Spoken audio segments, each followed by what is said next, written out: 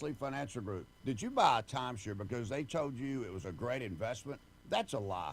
Most timeshares can be bought online for $1. To find out what your timeshare is worth and to cancel it, call us today and we'll send you our timeshare exit kit free with all your options for cancellation. Call Wesley for your free exit info guide. 800-941-2255. That's 800-941-2255. This Christmas, get a bonus AI Essentials course when you enroll in any My Computer Career IT program by the end of the year. That's a $3,900 value. Attend classes online or on campus. Enjoy lifetime job placement support and IT certifications in high demand. Go to mycomputercareer.edu today. Yeah, Tim. Career evaluation. That's mycomputercareer.edu. An elite CompTIA certification partner. Conditions apply to AI offer and financial aid is available to those who qualify, including the GI Bill.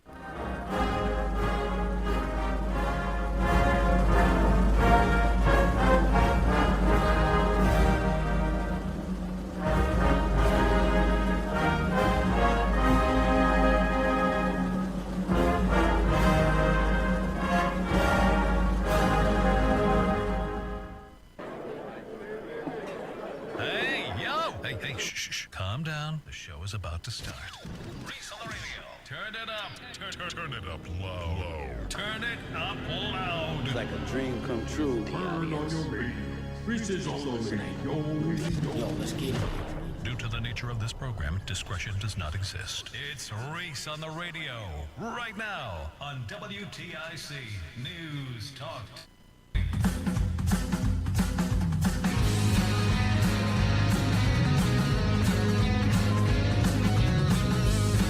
And we are back at it, folks. Making thousands upon thousands of dollars right here live because of your donation. Give yourself a round of applause. It's Reese on the Radio live at the wait a minute, hold on. I'm at the Homewood Suites by Hilton. I don't know where I am. I'm everywhere. I'm at the Homewood Suites by Hilton in Glastonbury at 65 Glastonbury Boulevard. It's Reese on the Radio. Joey's here. We've got the sales team at WTIC here. We've got what we call them. What is their nickname that you gave them? The Eames are here with us as well, and they came with gifts for myself and Roseanne, who is not here. I apologize well in advance, ladies, and even some of you guys who have seemed to take a liking to my wife, Roseanne. As of late, you guys love her. She's not here today because she wasn't really feeling well. Not that she's sick, she just wasn't feeling well. She's at home womaning in her house, in the hotel. When I said womaning, you ladies know what I'm talking about. You know, womaning, and she's doing that thing there. Don't get on my case. She had to. I do want to say this before I get into the whole program. You guys have been absolutely the meanest people I've ever met in my entire life. And let me tell you why. They all drive big trucks? No. Let me tell you why. So the show is, for some odd reason, called Reese on the Radio. That's what the show's called. That's what it's called. But people who have been showing up at Avon Old Farms and showing up here in Glastonbury at the Homewood Suites come in and say, and I quote, "Where's your wife?" And I'm like, wait a minute. Hold on. It's the Reese on the Radio show. What do you mean, where's Roseanne on the radio? And not once has anyone ever said, "Hey, Reese, thank you for introducing us to your wife." Not once. Can you imagine if people had showed up to my, a party, or I showed up at a party, and I brought in the best tasting apple pie in the world, and I walked in, and I brought in the apple pie, and everybody got a piece of the apple pie. And while the apple pie was sitting on their plate, they thanked the apple pie instead of asking the guy who found the apple pie and brought the apple pie to the party. That's the way you folks have been since I brought Roseanne to the program. So I just want to let you know, can you possibly thank the guy who brought in the apple pie? Just once. Just say, "Hey, Reese, thank you for introducing me to your wife." All right? Introducing Roseanne. That would be nice instead of treating me like chopped liver. Has anybody ever done that when you show up someplace and like, "Oh, man, Joey, thanks for bringing your wife. You could have stayed home. There was no big deal. I almost feel like there's no reason for me to be everywhere here. I go. Is it? Yeah. Maybe that is the reason why they call her the better half. Exactly. Huh. Interesting. Well, some of you have been absolutely kind. I love all of the messages that you send. Some of you don't even send me messages anymore. You all care about Roseanne now. And it's cool. It's okay. It's cool. It makes her feel great. And she's almost, this is something she's never done before, by the way. I don't know if you guys know this. She's never been on the air until I introduced her to this medium. And she's taken to it like almost like a bird to flight. And I appreciate her contribution. I am missing her today, primarily because I wanted to start off with this. A little news item. Because I know when we're doing the holiday store, we don't do a lot of news-heavy stuff. It's all about the charity, about Salvation Army. It's about the holiday store. But I saw a story yesterday that immediately made me think of my wife. And it's this sort of exchange going on with Vice President J.D. Vance and a couple of, let's just say, talking heads. One of them is that reprobate Nick Fuentes and Jen Psaki of MS Now have been making some very disparaging comments about Usha Vance, which is, Vice President Vance's wife. And during the Turning Point USA event that happened over the weekend, it was a podcast that he was on, and he had responded to them by telling them to, let's just say, eat excrement. He said that. That's his response. He used a more clever and probably more, disgusting phrase, but nonetheless, that's what he said. But I had to think about that as I'm hearing it. Because I wish Roseanne was here, because Roseanne does two things that I always find interesting. And I'm going to call it a contradiction because it is. So one time, Roseanne was in an exchange with someone in an argument, and I got immediately defensive, and I wanted to punch the guy right in the face. Because instinctively, that's what I would do under any other circumstance, would swing on the guy. But because he's doing it to my wife, or at that time my girlfriend, I immediately, my impulse would be to attack them. But when that happened, Roseanne said this to me, Joey. She says, I don't need you to do that. If anyone says anything that's, disparaging or, mean-spirited or insults me in any way, I don't need you to step up for me and get yourself into a fight, which I found interesting and in some cases a little emasculating. But I won't get into that. But nonetheless, it did. So then I thought about it and I said, okay, maybe she's just telling me that I don't need to turn an infraction that's verbal into a physical one. Okay. And then I'm driving in the car with her, and she's driving. And she brake checks a guy behind us. And I mean brake checks him, almost gets into an accident. To which I say to her, why are you brake checking this guy while I'm in the car with you? She then turns to me and she says, well, you'll defend me, won't you? I'm like, what? What? Wait a minute, what is it? So she actually, what she was trying to tell me, and I still can't understand it, but then again, I'm telling you, it's a little bit of a contradiction. It's that women will decide when you should defend their honor, when it is appropriate. Okay, I got shaking heads over here. But my deal is that makes me feel like every day I have to be on edge when I'm with my wife. One day, this happened to us. I don't know if you guys are familiar with the convenience store called Wawa. They're very popular in New Jersey and in Virginia. So we're in a Wawa one day, and I'm there, and I'm having a good morning, making my coffee as I'm sitting in there. And my wife is off in some other place inside the Wawa, and as she's walking towards me, I hear these words that immediately go, oh, crap. She says, if you got something smart to say, you can say it to my husband. And I peeked up, and I went, what the hell just happened? And so I look at her, and my wife, I thought it was straight out of a cartoon. My wife kind of points to me and says, yes, my husband, right there. If you got a problem, you can say something to him. And I'm looking at her and going, what just happened? And she goes, oh, well, he was saying something to me, and then he thought that I was being rude because I didn't respond to him. And I said, if he's got something to say, he can say it to you. And I look at her quietly, and I go, I'm not prepared to fight today. I don't have my fight sneakers on. Can we just ignore this now? Which again, I'm saying to myself, I'm in a good mood. You have to be in a bad mood to want to fight. You can't be in a great mood and all of a sudden somebody change your... I might laugh in the middle of the fight, or I might not be as serious. Thankfully, it didn't turn into anything. But speaking of the Usha Vance thing and the J.D. Vance thing, do women think it's appropriate for their men to act out physically if they are insulted by another man, or should cooler heads prevail? That's all I'm trying to understand. With like J.D. Vance's vice president, I guess he responded in what I would consider how a guy would if somebody else was insulting my wife.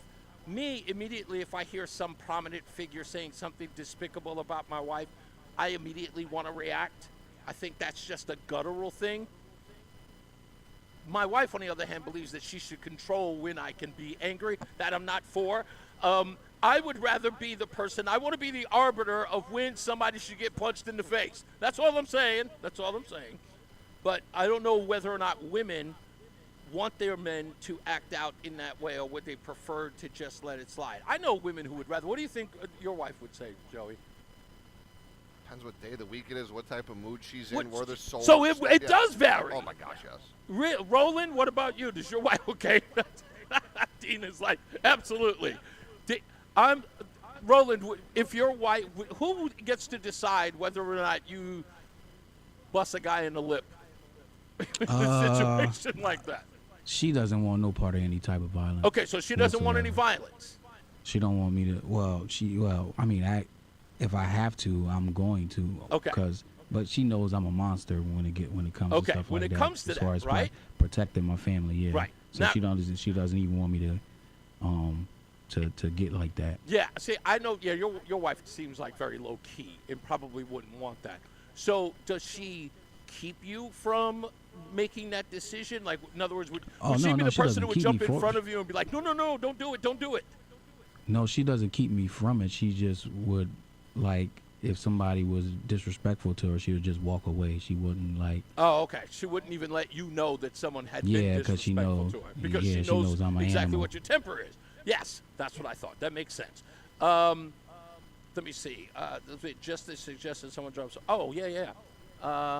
Absolutely. Let me know when they're dropping off. Migraine Diane says... somebody dropping off toys. Well, I would appreciate, actually, if they could just let me know. By the way, if you are coming down to the store and you're dropping off toys, come and see us right here. I'll stop what I'm doing in the middle of my conversation, no matter who it's with.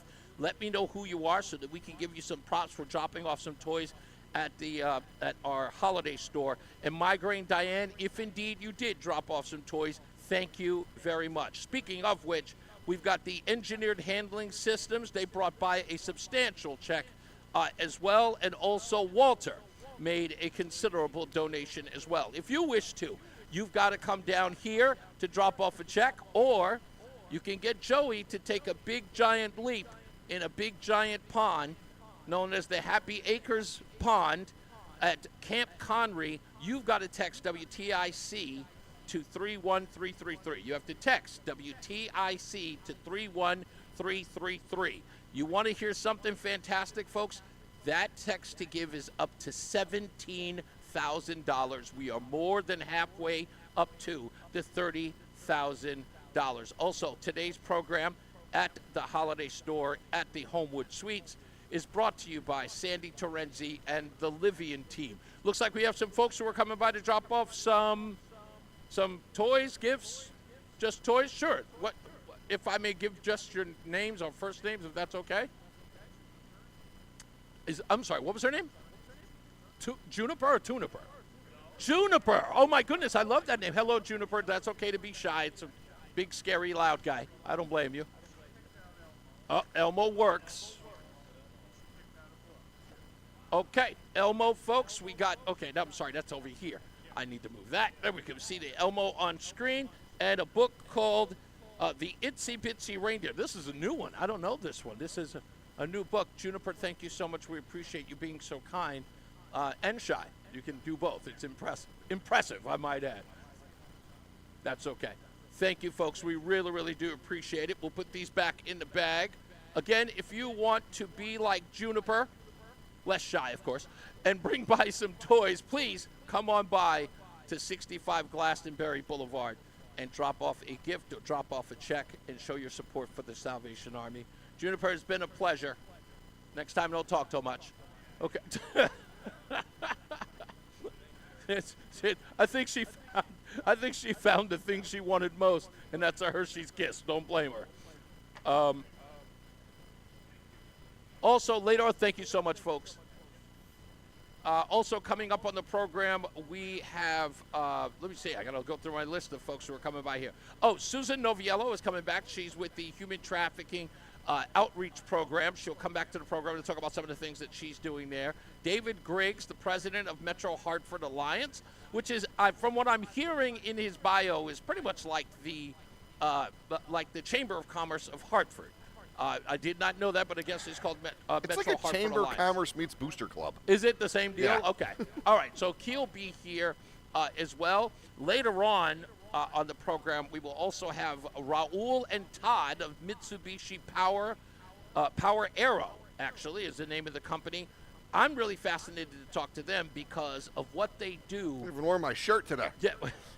Mitsubishi Power, you hear that, and the first thing you say is like, what, they do, what, they make car engines? Well, not exactly. It's not near 1974 Mitsubishi Eclipse.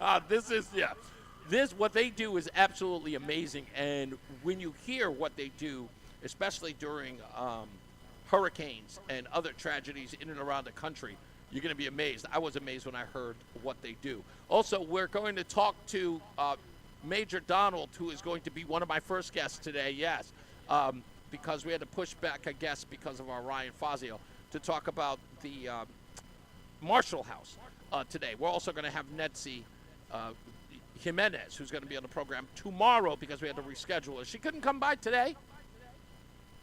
Okay, well, yes, that, obviously. She's doing a lot of work. But we'll talk to Major Donald about the Marshall House as well. And I may have some new information about a person who was offered an opportunity to work there that you might be interested to find out. So we got all of that and much, much more. Oh, there's my clock. I was trying to figure out where it was. Okay. All right. When we come back, folks, I want you to help me learn something I did not know. Reese on the Radio sucks at gift giving. And you probably suck too. Do you suck at gift giving? Do you? I am the impulse guy. You are? Okay. Put it this way. There's only 3 people I have to shop for. Right. My 3 kids. Right. I took them shopping yesterday for themselves. Got it over with. I was like, you go buy what you want. You go buy what you want. We're going to call it a day. God, I wish I could do that. Let me tell you this. The reason why I looked at this yesterday, I'm at the gas station. And I was even shopping for you in case you needed some suggestions. Inside joke pictures. Yeah. Well, I was at a gas station yesterday. I was at the mobile gas station, and a guy walked in, and he bought hundreds of dollars of scratchers. I have questions with that. So do I. Because, you know what? I bet you have the same question Probably. I do. The question is what happens when one of them hits? Yeah. Yes, that's exactly the question I asked order? him. That's exactly the question I asked him yesterday. So when I saw him buying the scratchers, I had a former mother-in-law, God rest her soul, who used to do that every Christmas. I had so many scratchers. I think I won $3 ever. She bought scratchers all the time, and I've never understood, like, who came up with the idea to give scratchers. So I looked up, who do you give Christmas gifts to? What's the etiquette with that? That's right. I have it. I have. I can tell you. What, you can tell me? I give scratchers. You give scratchers. I'm not saying that they're cheap. Only to my 2, my brother-in-law and my best friend. Oh, okay. That's so you only give a limited amount of scratchers to folks. Because I know both of them, if they hit big, we're gonna share. Ah, that's just right. like if they got it from me, I hit big, I'm gonna share. See, that makes sense. sense. Anybody else, I'm not, because people get that money and they just switch up and change. Well, stand by. When we come back, I am going to tell you, one, who you should give gifts to and how much money you should spend on them, not your family members. Roland, if producers aren't on this list, we can't believe it, right? Facts. Well, you're 100% right. Unfortunately, producers are not on Yeah, this this list. list is bogus. Well, it's AI generated. technically, this they're came out not. of Soviet Union, Russia right here. I think it's time that we take a break and then come back with more news and more views when we return. It's Reese on the Radio live at in Glastonbury at the Homewood Suites by Hilton. We'll be back after this. Wesley Financial Group is not a law firm. Ask yourself this question. Is it really worth holding on to that timeshare that you know you need to get rid of? Here's the truth. The average maintenance fee just went up over 17%. That could have been 117%, and there's nothing you can do about it. When you buy a timeshare, you give them a blank check for annual maintenance and assessment fees. I'm Chuck McDowell, founder of Wesley Financial Group. For 15 years, I've helped over 50,000 families cancel their timeshare. Not sell it, not transfer it, cancel it. Did you buy a timeshare because they told you it was a great investment and your maintenance fees would never go up? That's a lie. Are you ready to get rid of your timeshare once and for all? Simply call us and I'll send you our timeshare exit kit that explains all your options for cancellation. Call Wesley now for your timeshare exit kit. 800-822-1490. That's 800-822-1490. 800-822-1490. Dan owed an unbelievable amount of money to the IRS. I got behind on my taxes. It's a horrible feeling. He was in denial. And when I get those letters from the IRS, you wanted to act like they didn't exist. Finally, Dan turned to Optima Tax Relief, the leading tax resolution firm. A-plus rated by the Better Business Bureau, they've resolved over $1 billion for their clients. Optima got me a settlement with the IRS. These people are really people-friendly. It was every bit of a new lease on life for me. The fast action and the great results made Dan's head spin. I felt like I was in a dream, but it's real, and I have paperwork to prove it. They got the job done, and life is good. For tax help you can trust, call Optima now for a free consultation. If you're worried about what's going to happen with the IRS, stop worrying. Make the call now. Call 800-354-2840. 800-354-2840. 800-354-2840. Optima Tax Relief. Testimonial from an actual client. Some restrictions apply. For complete details, please visit OptimaTaxRelief.com. And now, a WTIC news update. 36 degrees, mostly sunny in Hartford at 2:30. Good afternoon, I'm Bob Brown, WTIC 1080 News. President Trump announcing he's appointing Louisiana Governor Jeff Landry to serve as the U.S. Special Envoy to Greenland. Heavy rain and flash flooding soaking roads in Northern California, leading to water rescues and at least one confirmed death. Tyson Foods is closing its beef plant in Lexington, Nebraska, laying off 3,200 workers next month in a town of just 11,000 people. A new AP NORC poll finds most Americans aren't making end-of-year charitable giving plans despite the many fundraising appeals made by nonprofits that rely on donation surges in the calendar's final month to reach next year's budget targets. We have a little traffic note to hear. In Meriden, we have a two-vehicle crash on Route 15 northbound between exits 64A and 64B. The right and center lanes are closed. Let's check the forecast now. A high-pressure center moving out of West Virginia will keep our weather dry today with a mostly sunny sky. A little bit of a northwest breeze this morning with wind speeds decreasing during the afternoon and evening, and high temperatures in the low to mid-30s today. Clouds increasing tonight as the high begins to move off to the east, lows 25 to 30. Some light snow developing early tomorrow morning, probably by or during the morning drive in many cases, and that light snow will tend to mix with or change into some rain, especially to the south and east. Many parts of the state stand to pick up an inch or two of snow tomorrow, maybe 3 inches in some of the higher elevations, and less than an inch closer to the coast. Highs will be in the 30s. Becoming partly cloudy Tuesday night, lows in the 20s. Watch out for icy spots. Wednesday, Christmas Eve day, mostly sunny and breezy, the high near 40. And Christmas Day looks partly sunny with highs in the low 40s. I'm meteorologist Bob Cox in the WTIC Weather Center. 36 mostly sunny in Hartford. Back to Reese on the Radio. Men, it's the holidays, a time of love and joy. But if you suffer from erectile dysfunction, the season can be tough on you. This is Dale for Northeast Men's Health. And if you and your partner are struggling because of ED, change it up this year. Give the best gift you can give to the one you love by treating your ED and restoring your relationship. At Northeast Men's Health, we're experts in treating ED. And as a Promedic restorative health practice, we've literally seen thousands of relationships renewed across the nation. Plus, with treatments having success rates well over 90%, coupled with many treatment options, we can likely find the right one for you. You may even find you're performing like you haven't in years. So call us and give your partner the best gift you can give this season, a renewed, restored relationship. Your first visit is only $99 and includes blood work, a medical consult, and if medically advised, a test dose. And if that test dose doesn't work in the office, your visit is free. Call 800-930-5956 or go to northeastmenshealth.com. That's northeastmenshealth.com. We have 6 offices across the Northeast to serve you. Northeast Men's Health, a Promedic restorative health practice. We've heard it all before. Change is inevitable.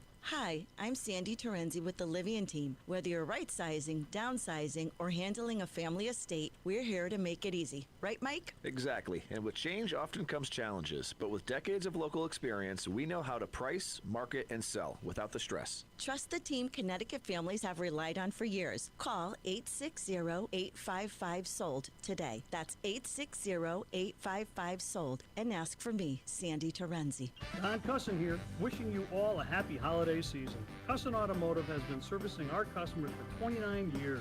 I'm thankful for your loyalty and trust in all we do.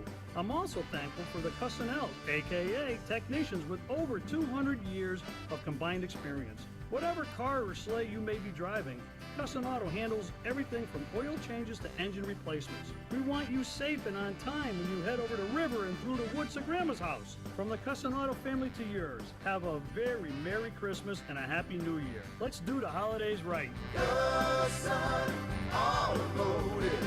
Do it right. Cussin. Do it right. Join us this Sunday for Tumalo Financial, your go-to for retirement planning and taxes. Tune in to the father-son duo from 7 a.m. to 8 a.m. or catch replay from 5 to 6 p.m. Tumalo Financial, retirement planning with integrity on WTIC NewsTalk 1080. UConn fans, when it comes to sports injuries, do you know where the Huskies go? UConn Health, Connecticut's only public academic medical center. Our doctors advance research and train future generations of healthcare experts. All while offering the latest injury prevention, treatment, and performance improvement. UConn Health. We're delivering care that changes the game for athletes and for everyone. Learn more at uconhealth.org. Attention! Have you racked up $10,000 or more in credit card debt? Are you barely getting by making minimum payments?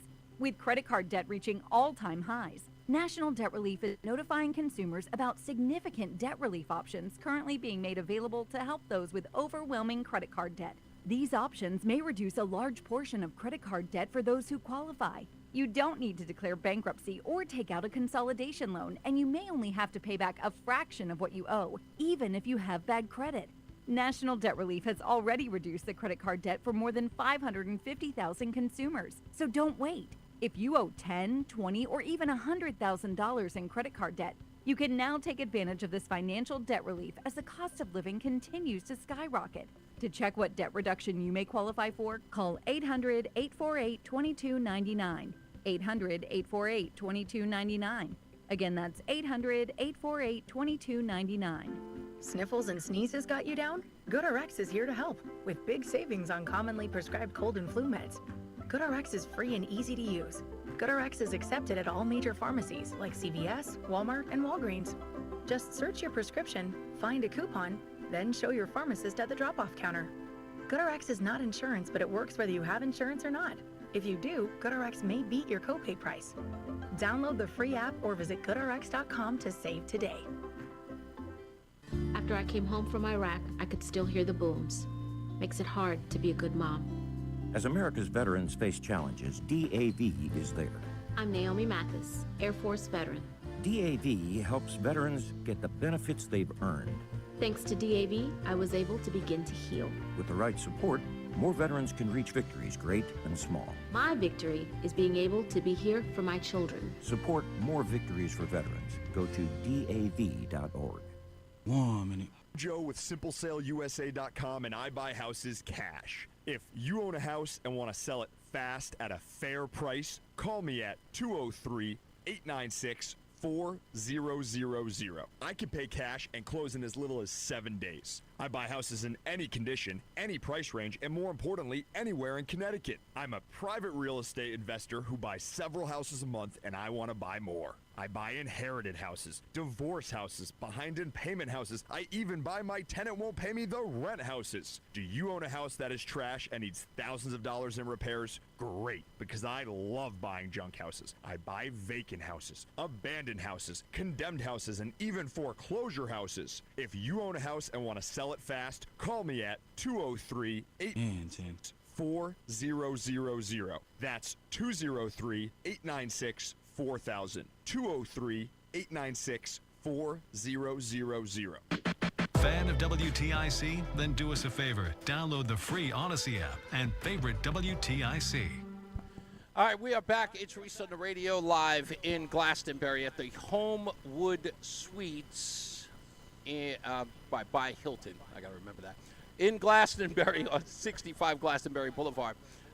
Before I get into the next topic, I got a whole bunch of house cleaning here to do. First, I want to give a shout out to Timothy for his donation to the Salvation Army, CJ and HR with another substantial donation. Also, I also got a good tip on a T-shirt person from Timothy. So we appreciate that and everybody giving. I got to go online. I got it right here for you. I know you're going. Yes, we're up text to to give. 18,000 now. 18,000 for text to give donations, no doubt. The anonymous family, very generous this year. Okay. $1,000. Yeah. And Robert, $100. Oh, no doubt. Yeah. Okay, we're getting there. We're going to reach that $30,000 goal. Love all of you and hate you at the same time. That pink, I don't think you may have to get a new pink outfit because they say that water. Good heavy-duty wash Yeah, afterwards. well, they say the water's pretty murky over there at Happy Acres. Look like a dirty rabbit.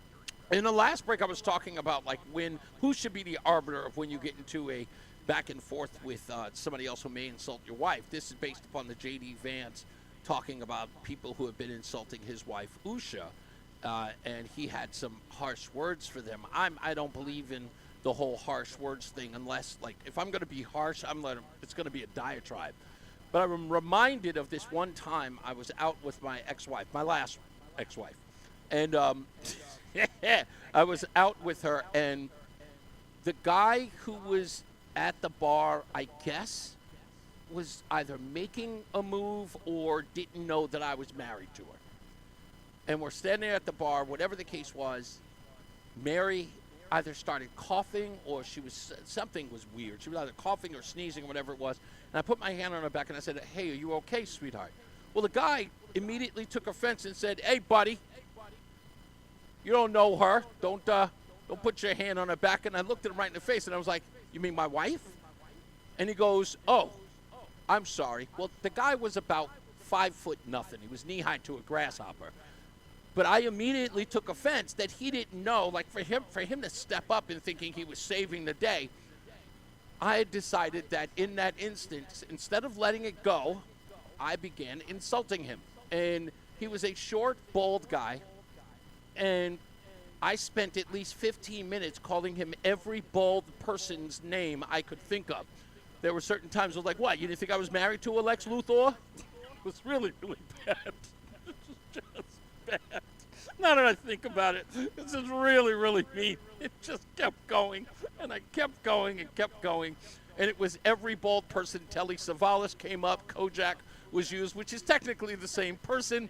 But yes, I went on, and I couldn't stop. It was just really, really bad. At one point, I referred to him as Rogaine, which is really, really mean. And the whole time I was doing it, I was hoping he would take a swing. He never did. He just literally wilted and walked off to another section of the bar, never to bother us again. But I really feel awful about it now. But I feel awful about it. But that's usually what I do in those instances. And I was thinking about it, just going, I need to be better. And I have been.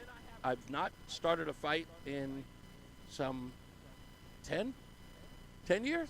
Yeah, it's been about 10 years. 10. Joey's saying yes, like, because there have been no reports about me getting into a fight. Anyway, moving on. I just want to get that out of my system. So, Joey, you mentioned whether or not producers are on the list of gift giving. I'm looking out for Roland here, too. Yeah, well, Roland already got his Christmas gift. Okay. And I actually met the criteria of this list. Okay. So you're thinking, folks, you're out there and you're saying, who do I buy gifts for? Should I buy a gift for this person? When you're walking past this individual and they're looking at you side-eyed, you're saying to yourself, what's that look for? It's probably because you didn't think of giving them a gift. I'm sorry. Well, worry Not no really. more, because Reese on the Radio has got you. I am going to help you buy a gift for somebody you didn't think you needed to buy a gift for. Okay. So I went from the lowest amount of cash that you could spend to the highest.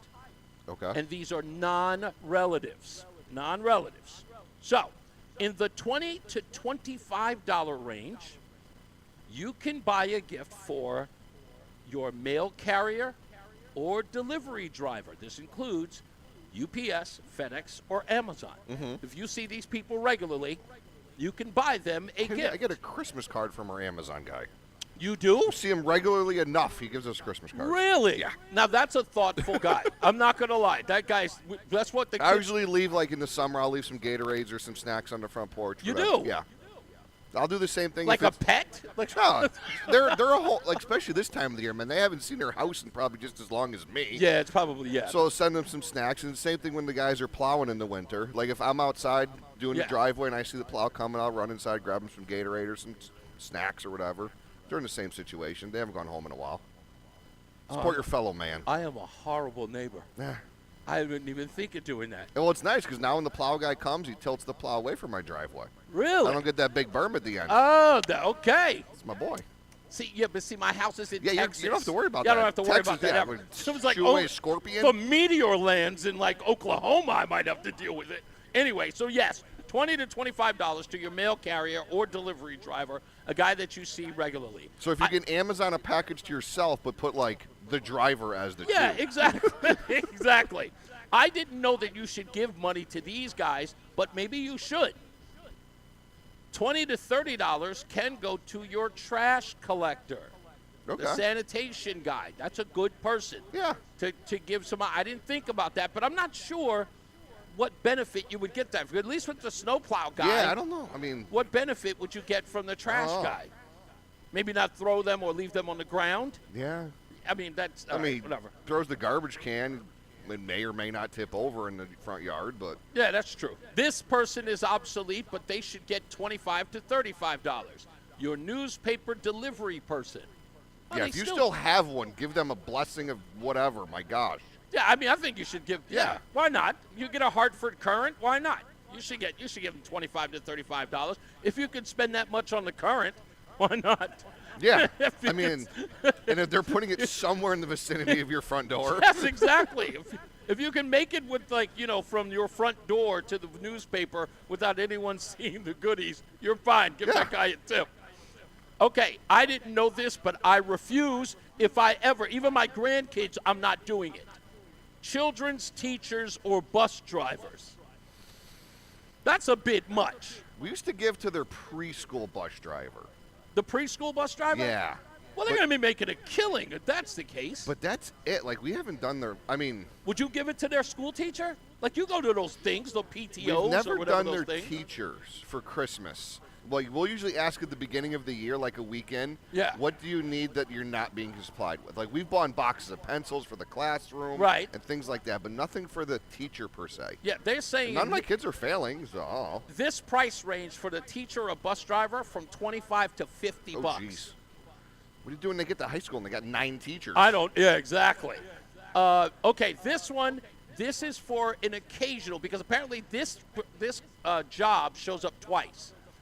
The occasional babysitter or nanny, one that you Cool, I only get to buy use- myself a present. No, this is for the ones who periodically come and watch the kids. Maybe date night once a month. That would have been my parents. Some people don't have that. Yeah, see, we never had a babysitter for the kids. No So- one was stupid enough. So apparently, the occasional babysitter or nanny, Okay. they get up a notch, $30 to $60.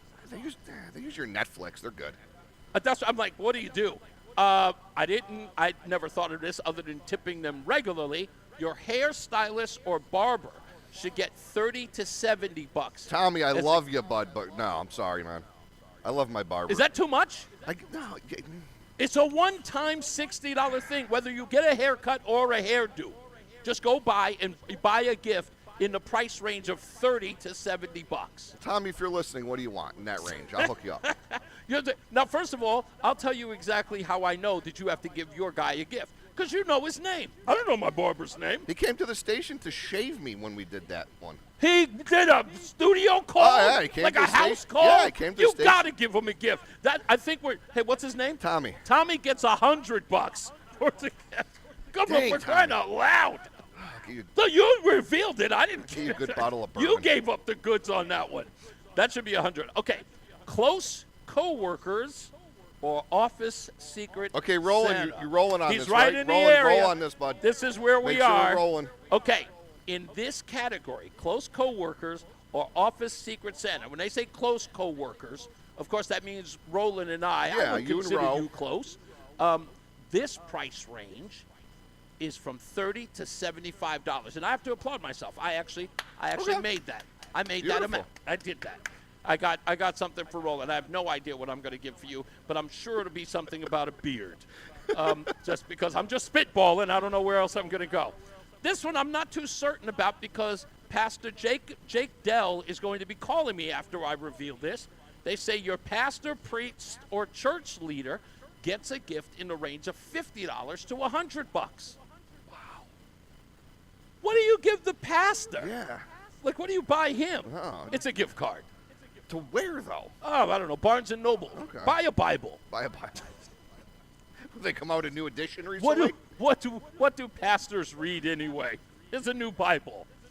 Okay, now back to an old one. Remember I said babysitter or nanny, occasional. If you have a regular or full-time one, I don't know who has a regular or full-time babysitter, but if you have a full-time nanny, that range jumps up to $75 to $150. Ouch. That's why we never had date night. Couldn't afford that. My gosh. All right, how about this one? Best friend, non-romantic. Is there any other kind? What am I buying Matt there? Or Dave? Matt or Dave? Okay, what Matt am I or getting Dave, them? $75 to $150. Buy Dave a brisket. Yeah, this one says, look at the description. It says, true close friends deserve thoughtful gifts, but stay within mutual comfort levels to avoid awkwardness. Yeah. Get my best friend a big slab of meat. Okay. Maybe, Pause. you know what's maybe like, you know, it's a cool thing. I don't know why, but I think this would be cool. Omaha Steaks. Yeah. Right? That sounds Yep. cool, right? I don't know how much those things are. Yeah, I know he usually. So in our barbecuing circle, he's usually the one that does the full brisket. Huh. So if I get him a brisket, he's gonna invite us over to have said brisket. So is it like I'm buying my own gift? Kind of. So that's a weird one. Yeah, well, it's a gift that you benefit from. Exactly. Yeah. Well, that's not a bad gift. That's a pretty good gift. Okay, last two on here. This one is significant other, boyfriend, girlfriend, or dating seriously. They get to the $100 to $200 range. And this one, I would never give this much money to any one of these people because I know every one of them. Godchildren, nieces, or nephew, if treated like close, non-immediate family. Okay. Then you can give them up to $200. Okay. For those folks. I wouldn't give those kids that kind of I know. Well, that was one of the things with my sister-in-law in Texas. We made the agreement, like, no Christmas presents. Yeah. When we go down, we can just do more things. Yeah, but like you an extra visit- couple nights out to dinner or something like that. You visit that family quite Yeah, often. at least once, twice a year. Yeah, that's almost like having they're like, second yeah, kids. they're like my other kids. Yeah, that's exactly. So you got to spend good money Yeah. on that. So the one that's not on that list, though, and this ties into, I know Roland's like, you guys got a break. Yeah. So the other day, Saturday, I came home from the holiday store. I get home, pizza dude pulled us in the driveway behind me. I was like, all right, maybe the kids ordered a pizza or something. Cool on them. So I yell up, I was like, did you guys order pizza? They're like, no. I'm like, where the heck does pizza come from? So I call the place we always get our pizza from. I was like, hey, you delivered me a pizza. She's like, oh, it's not for you. It's for the neighbor. We'll send the guy to so the pizza dude pulls up, and he's like, I just saw your street, and I figured it was you. That's how often we order pizza. He didn't even read the Didn't address. even look at the number. He's just like, okay, yeah, I know where I'm going. That's great. All right, we'll take a break. We'll come back. More news, more views. We'll have Major Donald from the Salvation Army join us in a little bit. We'll talk to him about Marshall House because we haven't talked about them in a while. All right, so stick around. We'll be back. Reese on the Radio. Are you a business owner or self-employed? Do you owe the IRS $10,000 or more? Pay close attention. Do not ignore this message. The IRS has unmatched power. They can freeze your bank account, garnish your paycheck, seize your assets, and even shut down your business. If you've received a notice or think one is coming, the clock is already ticking. Every day you wait, penalties grow, and the problem gets worse. Call Federated Tax today. We'll connect you with an experienced tax professional who will negotiate directly with the IRS on your behalf. You may qualify for IRS hardship programs like the Fresh Start Initiative or many other programs that can stop garnishments, stop bank account seizures, reduce or even eliminate penalties, and lower your settlement amount. The IRS won't wait, and neither should you. Call Federated Tax today, 800-414-9661. The call and consultation are free. That's 800-414-9661. 800-414-9661. This is an important public service announcement for our listeners. Brian and Company is also a podcast. You can find us anytime on Apple Podcasts, Spotify, or wherever you get your podcasts. Catch the full episode, listen by individual hour, or jump straight to the highlights. Just open up your favorite podcast app, search Brian and Company, and hit the follow button so you can get every minute of the show your way and on your time. Got any cat? 1 minute. Get online protection. NordVPN has a ho-ho holiday deal just for you. Secure up to 10 devices with a single account. NordVPN's Threat Protection Pro feature helps you avoid malware, phishing, and annoying trackers. Just a few taps and you're safer online. Let your gadgets sparkle with online security. Go to NordVPN.com and get up to 77% off plus 3 extra months. NordVPN. I'm Ed Evans, CEO of Consumer Cellular. No, we're not one of the big guys. Truth is, we don't want to be. If you're over 50, Big Wireless probably has you paying for more data than you might need. You could be throwing away thousands over a lifetime. Our entry-level data plans start at just $20 a month. And for a limited time, switch and get your second... Yeah, 10. Call 1-888-FREEDOM, visit consumercellular.com or a store near you and get your second month free today. Plans include $5 credit for auto pay and e-billing. See site for additional details. It's Reese on the Radio on NewsTalk 1080 WTIC. So someone just sent me a text message a little while ago saying that because I have the big window behind me here in Glastonbury, that people cannot see me on YouTube, so I have to get closer. So you can only see my silhouette and you can read my T-shirt. Maybe you're just angelic. Okay. I mean, I never really thought of it that way, but thank you. Anything that helps. Also, people are sending me text messages about my earlier comments as it relates to when and how should you defend your spouse. My Boston Julie says, I guess that she guessed that she would be the arbiter of when her husband beats someone up, but he is not willing to listen to her and actually do it. Maddie O says you can never tell when a woman wants you to beat up someone or not, so you got to just play it by ear. It's either going to happen or it's not going to happen. So I guess that's par for the course. Everybody's telling me that you don't really know when a woman wants you to. Maybe it's a mood thing. I was just saying, I'm going to get in trouble for this, but there's a whole other meaning, like underlying statement behind that. What do you mean? That we just don't know what they ever want. I think that's the case. I don't know how you put it any other way. I'm sure I'll get a forker thrown at me later, but we're still trying to figure it out. Matty O, this is his exact quote. Actually, women want you to read their minds and know exactly when they want to be defended. Yeah, no, they did not come. Nor did we. We didn't come with a manual, nor did they. In my view, I think that when you're in that situation, I think that if it's going to be physical, it must be imminent threat kind of deal. Mm-hmm. If it's just verbal stuff, you I kind got of time leave. for that. What's that? I ain't got time for that. Yeah, I try to keep it as civil as possible and try not to, I don't want to escalate it. I just don't. You just never know. No. And today it's just too volatile. Especially today. Yeah, it's way too volatile. When you hear that people are getting extremely violent over like parking spaces, and things And this like is coming that. from the generation who grew up with like Black Friday sales. Yeah. We were fighting for that Nintendo. Yeah. I heard this guy one guy tell this story, talk about how awful this is.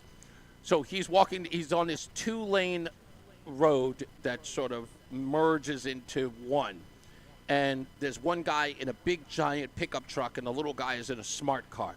But before they reach this sort of what do you call it, funnel? The The merge. When they got there, they're sitting next to each other, and this guy can't go anywhere because of 2 cars a day. He can't even go around it. But anyway, they had been tussling the entire ride. They finally get to the intersection where the light is. The guy in the big giant truck, he comes out. He goes, the guy is so big, he comes out and he completely engulfs, like he's bigger than the smart car. He walks over to the passenger side of the smart car, and the guy in the smart car, in the most stupid way, rolls down the window to start jarring with the guy. Well, the big guy doesn't wait for him to say word one. He just starts pounding on the guy through the window, just beats him. And this guy who's telling the story is sitting behind him. And he's just sitting there, and he's watching the whole thing unfold while the guy is just pummeling on him. He gets at least 7, 8 hits onto the guy, just starts pummeling. Anyway, the guy casually walks back to his big pickup truck, and he drives off, just takes the light. And the guy says he's standing there after he sees the guy get his butt kicked. And he just looks there for a second, and he goes, "Hey, you want to move?" Which again just says to me, Jesus, y'all are the worst people ever. The roads. They're just so mean. You just watch the guy get his face beat in, and you're in a hurry. You got a place to go.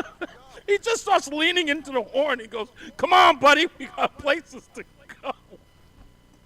I just thought it was the meanest thing. Anyway, he was telling the story to talk about, the whole reason why he told the story was to say that even when the worst things are happening to people in front of us, the only thing we care about is ourselves. Pretty much. But there was a part of that story in my head that I said, I kind of understood where he was coming from. Was that you are the one that created this problem, and now you're affecting all of us, bro. So I totally get it. Anyway, we got to take a break. We'll be back. More news, more views. Major Donald is joining us, and Bob Brown has got news at the top of the hour. Hey, Bob. There's a lot happening in Washington and in your local neighborhood. Follow WTIC News Talk 1080 on the Odyssey app to keep up with the latest. WTIC is celebrating 100 years on the air and 100 years of serving Connecticut. This is WTIC and WTIC FM HD2 Hartford, an Odyssey station. 36 degrees, mostly sunny at 3 o'clock. Good afternoon, I'm Bob Brown, WTIC 1080 News. Snow on the way for tomorrow. Could see as much as 3 inches here in Connecticut. The forecast coming up. Let's check the roadways right now because we have an accident in Meriden, a 2-vehicle crash on Route 15 northbound between exits 64 and 64B. The right and center lanes are closed. Well, just 3 days before Christmas and the holiday shopping rush is on as people are hitting the stores for last-minute gift ideas. In Philadelphia, the stores were packed at the Cherry Hill Mall. I always save it last minute. I try to push it off as long as I can. Went to Nordstrom, the Lego store, Lululemon, the crowd. So many people. It made me feel like I'm not the only one that does the last-minute Christmas shopping. Cherry Hill Mall, remember it well. If you're driving, flying, or taking the train for holidays, you're in good company. AAA expects more than 122 million people to travel at least 50 miles between now and New Year's, and that's more than a third of the population. Airlines say they expect to fly nearly 53 million passengers over the holidays. They already have major delays and cancellations. That holiday rush is just getting started here at LAX this morning. It was a challenging weekend. More than 25,000 delays, more than 1,300 cancellations. Today should be better, but we're watching West Coast storms. The FAA watching for delays in San Francisco and Newark as millions are on the move. And it's all about flood alerts out west. Here's our atmospheric river. It is pointed at Northern California for today. That's going to be the area where we think we'll see the flood risk. again, just south of Reading.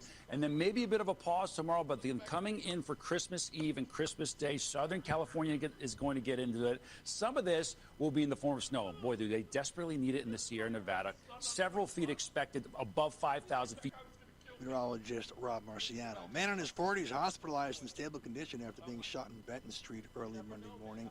It's marking the third shooting in the capital city since Friday. Officers responding to 101 Benton at approximately 1:15 a.m. on a report of shots fired.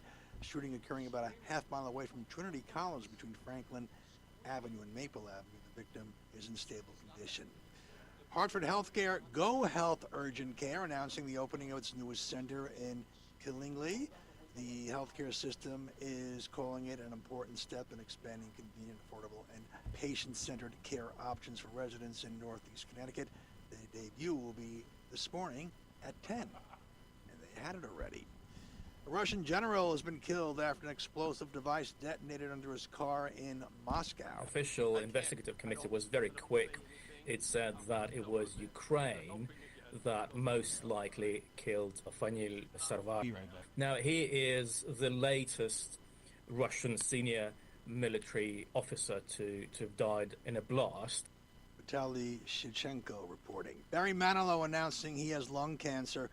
The 82-year-old singer-songwriter says he will undergo surgery, an MRI discovering a cancerous spot on his left lung. Powerball jackpot for tonight's drawing is now an estimated $1.6 billion. Well, how charitable will you be as the year comes to an end? Most Americans don't plan any year-end charitable giving. That's according to a new Associated Press NORC poll. It found that about half of U.S. adults have already made their charitable contributions for 2025. Nearly 20% said they've already donated this year and plan to do so again before 2026 arrives. That is correspondent Jim Kasula. This is breaking news from the WTIC. This is WTIC weather.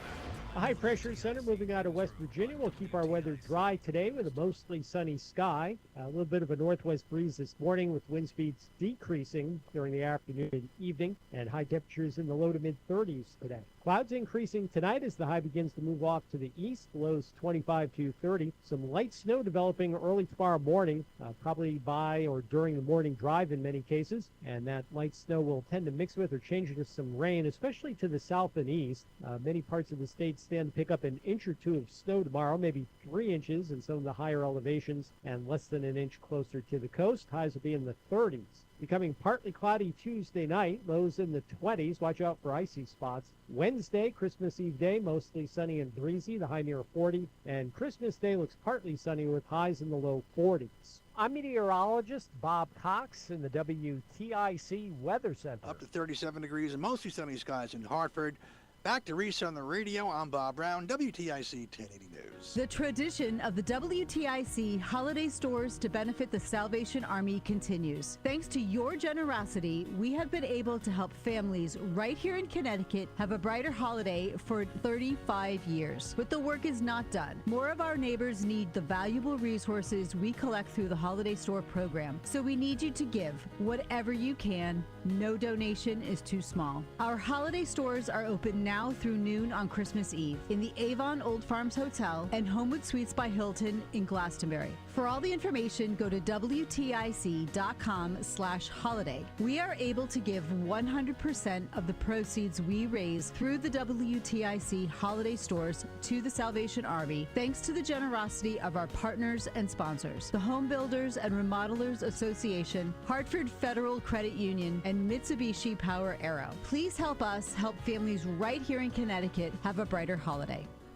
Men, we hear it all the time. A man comes in to get his erectile dysfunction treated, and very soon thereafter, he tells us that his relationship has come back to life. This is Dale for Northeast Men's Health, and you should know that ED doesn't affect just you. It also often affects your partner. They can feel undesired, unwanted. They may even feel like you don't love them anymore. At Northeast Men's Health, we've successfully treated tens of thousands of men for ED with protocols that have success rates well over 90%. Which means if you're like most men, we can get you back to the guy you used to be. You could even last up to an hour or more and find you're performing like you haven't in years. So call us today and give your partner the gift of renewed love. Your first visit is only $99 and includes blood work, a medical consult, and if medically advised, a test dose. And if that test dose doesn't work in the office, your visit is free. Call 800-930-5956. That's 800-930-5956. Or go to northeastmenshealth.com. We have 6 offices across the Northeast to serve you. Northeast Men's Health, a Promedic restorative health practice. 1 minute. When you've thrown over 4,000 innings like I have, you know joint pain isn't a maybe, it's a guarantee. For you, was it climbing ladders or too much heavy lifting? Hey, we're all in the same boat. But surgery, that was never my answer. Baseball legend Roger Clemens knows there's a better way. That's QC Kinetics regenerative treatments that help your body heal itself. No scalpels, no fake fixes, just real relief. What I love about QC Kinetics, these are the most respected medical pros in the country that specialize in non-surgical therapies to get you moving again. Don't mask the pain, fix it. Call QC Kinetics now for a free consultation. I trusted QC Kinetics. You should too. Call QC Kinetics today and schedule your free Call QC Kinetics, 860-440-PAIN. That's 860-440-PAIN. 860-440-PAIN. Reese on the radio, making sense of the news. Yeah, even when it makes no sense at all. Now on WTIC, News Talk 1080. All right, we are back, folks. It is the Holiday Store brought to you by Sandy Terezi and the Livian team. Make sure you always support our sponsors, especially those who support the good folks here at Salvation Army and the Holiday Store. And don't forget to also text to give. That's going to text WTIC to 31333. Text to give at WTIC at 31333. And I'm supposed to mention a whole bunch of stuff here. So we are, one, asking everybody to give so that Joey can take a big giant leap into Happy Acres. It says here that we are also giving away silver bell ornaments from Bevan Bells for any donation of $100 or more, whether you bring it in or not, or if you give them $100 by texting to give at 31333. That's WTIC to 31333. Of course, we will mail them to you. And those bells are right here. By the way, this whole arrangement is here, or just the bell? Oh, this is just the arrangement for the thing. So that's where that is, right there. This bell, weirdly enough, Major Donald. Yes. Look how easy it is for me to ring that. There you go. This thing.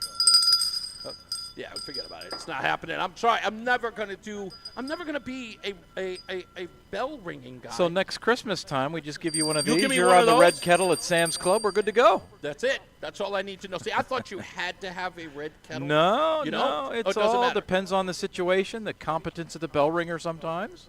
I like the way you use the word competence. I'm teasing. You mean their lack thereof? I'm teasing. Well, no, it's yes. Major Donald, now, if I don't want to get this wrong here, but you're not exclusively at the Marshall House, or are you? Are you the director No, there? What's your job there? my role is the Salvation Army in the city of Hartford. Okay. And surrounding communities. So, but the Marshall House in particular, Yes. how big of a effort is the Salvation Army's mission there? You know, The Marshall House is an extension, a part of our mission. Okay. The Salvation Army's basic mission is to meet human needs in Jesus' name, No matter where. regardless, Yeah. without discrimination is how it's worded in our mission statement. The Marshall House is part of that.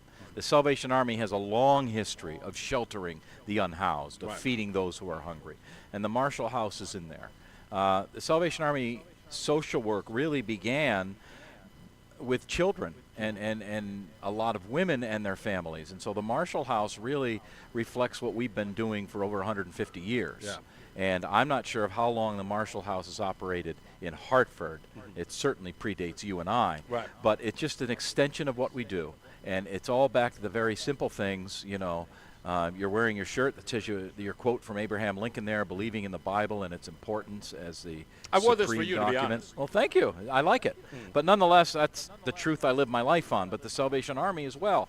And we're extending God's love to people. You're in a desperate situation, and one of the populations that is often unseen and very much exploited, women and children. Right. And so to be able to provide a way for unhoused women and their families and men. It's not just a women's shelter, it's a family shelter. But to house these folks with the goal and success, as you have mentioned before, of getting them into their own place that they are responsible for, Right. not needing us anymore, is where we're headed. Right. It's to make it's sustainable housing for Yes, them. most definitely. That they have to go. The reason why I ask is because, we don't talk about a lot of the news cycle here during Sure. the holiday store. We like to keep it about giving Yep. and about serving that need. But we can't not mention the fact that one of the biggest issues we have in the country Yes, today yes. is affordability and, of course, serving the unhoused, people who are, they Yes. use the term, but homeless folks, people who need an affordable place to live and be able to maintain that. Do you find, or you've only been here for a little Sure, while now in sure. the Hartford area, are you finding that need growing more and more, and that's kind of the reason why we need to focus a little more on the Yeah. Marshall House? There's a very famous sentence in the Bible about we will always have the poor. And sometimes, as a modern American, I often wonder, how's that possible? And I'm not a sociologist. I don't know. But I do know that this need has always been there in one form or another in every society throughout human history. And right now, today in America, whether or not it's more people, I don't know. But I do know that the need is great. I do know that this need is always there. I find a lot of times it's an educational component, as you saw at the Marshall House. Yeah. How do I get a job? How do I present myself? Who do I talk to so I can do something to afford a place of my own? How do I cook a meal for my family? How do I budget my money? So those needs change. Our society is very sophisticated, but sometimes people get lost in those cracks. They always have. And it's always been our privilege. And again, there are Salvation Army people who know this stuff and Sure. can answer your question in a very educated manner. I cannot do that. Right. But I can simply say that the need has always been there. The reasons people are unhoused might change, might not. Again, I don't know. I just know they're there. And so when people come to us, we want to help them. And the neat thing about many of the things we do, we are often the last place people turn. Sometimes bridges have been burned. Sometimes just nothing has worked out. Right. Sometimes it's a unique situation. They don't know where to go. But that's where the Marshall House sits. Are there more? As a human being, we always think things couldn't be worse than they are now. Yeah. And the old phrase is, if you think things can't get worse, just wait. Yeah. I don't believe that ultimately. Life is meant to be joyful, can be difficult. Life is not promised to be easy. Right. But people are in need. There is this particular need, and we are equipped to handle some of that. Certainly we could do more. Would I like to see 300 families? I'm sure there's that many in the city of Sure, Hartford. sure. But right now we do what we can, and we're pleased to do it. Yeah, I was thinking about this, the deal with the Marshall House, and what I could not get over is my naivete to the Marshall House. Yes.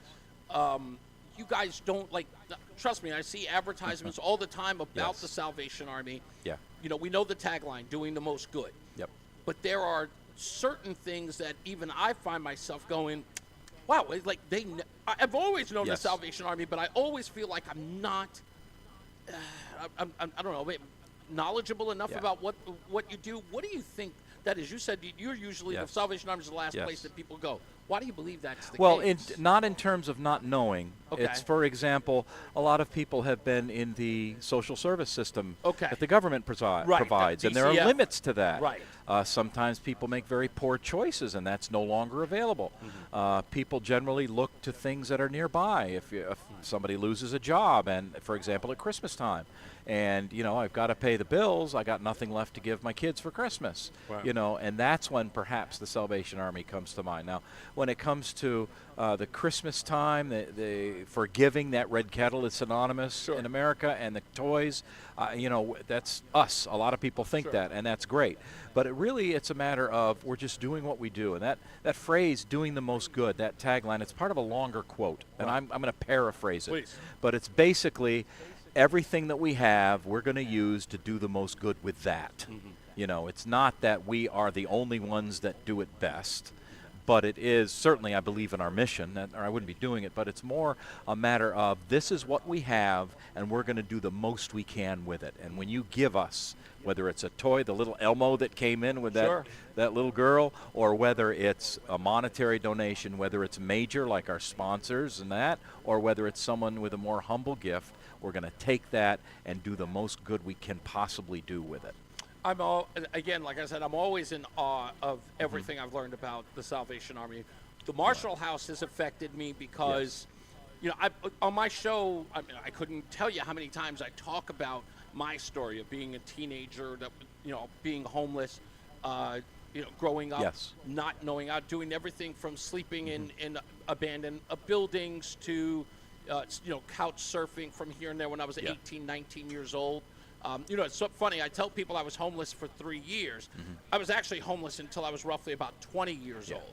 So I was like 15 to about 20. I found an organization. It was called Covenant House, which I've noticed a lot of people are not familiar with. Yeah, they're very well known. Yeah, they're very well known in New York. I was there, like when I was, I want to say from 19 to about 20 years old.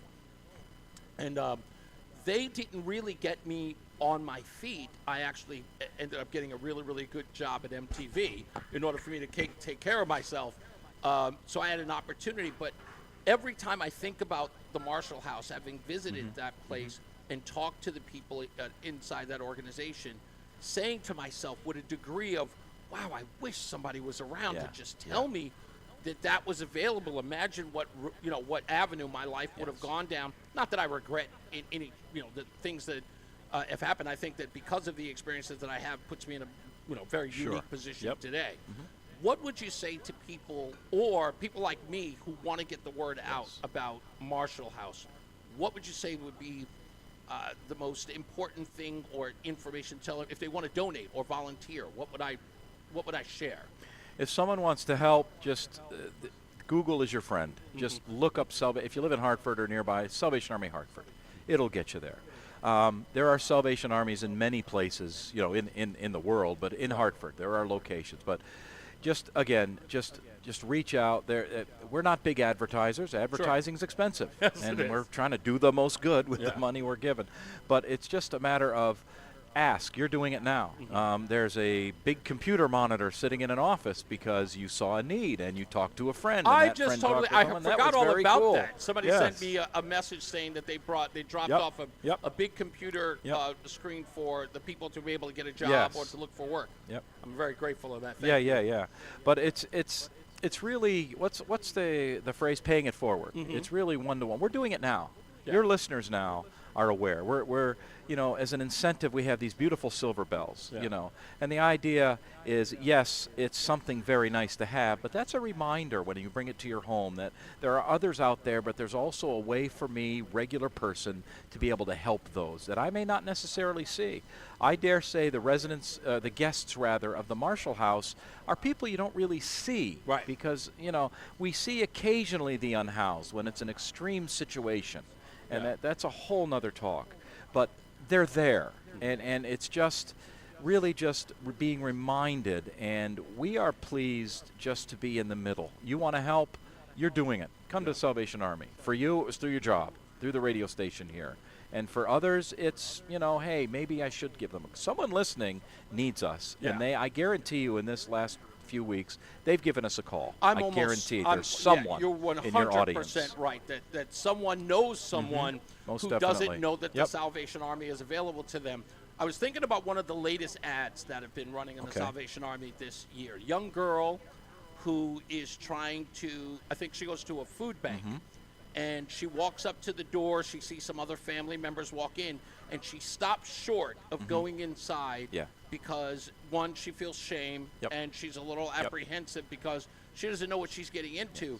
And there's a woman who sees her and finally says to her, you know, in essence, gives her a sense of hope that says, it's okay, there's nothing to be ashamed of. You know, you need help, and we're here to help you.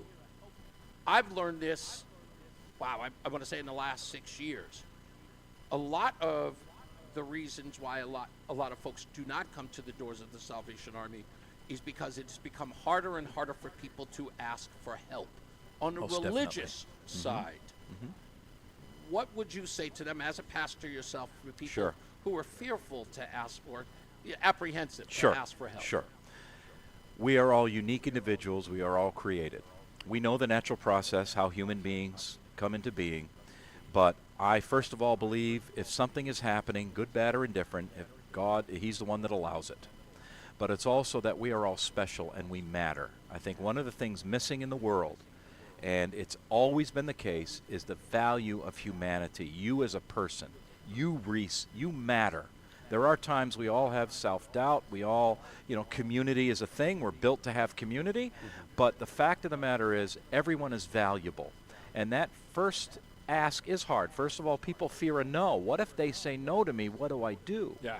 And one of the things that we try to do, even if we can't directly help you, we want to put you in touch with someone who can. The single man who needs to be housed. Yeah. We don't do that in Hartford.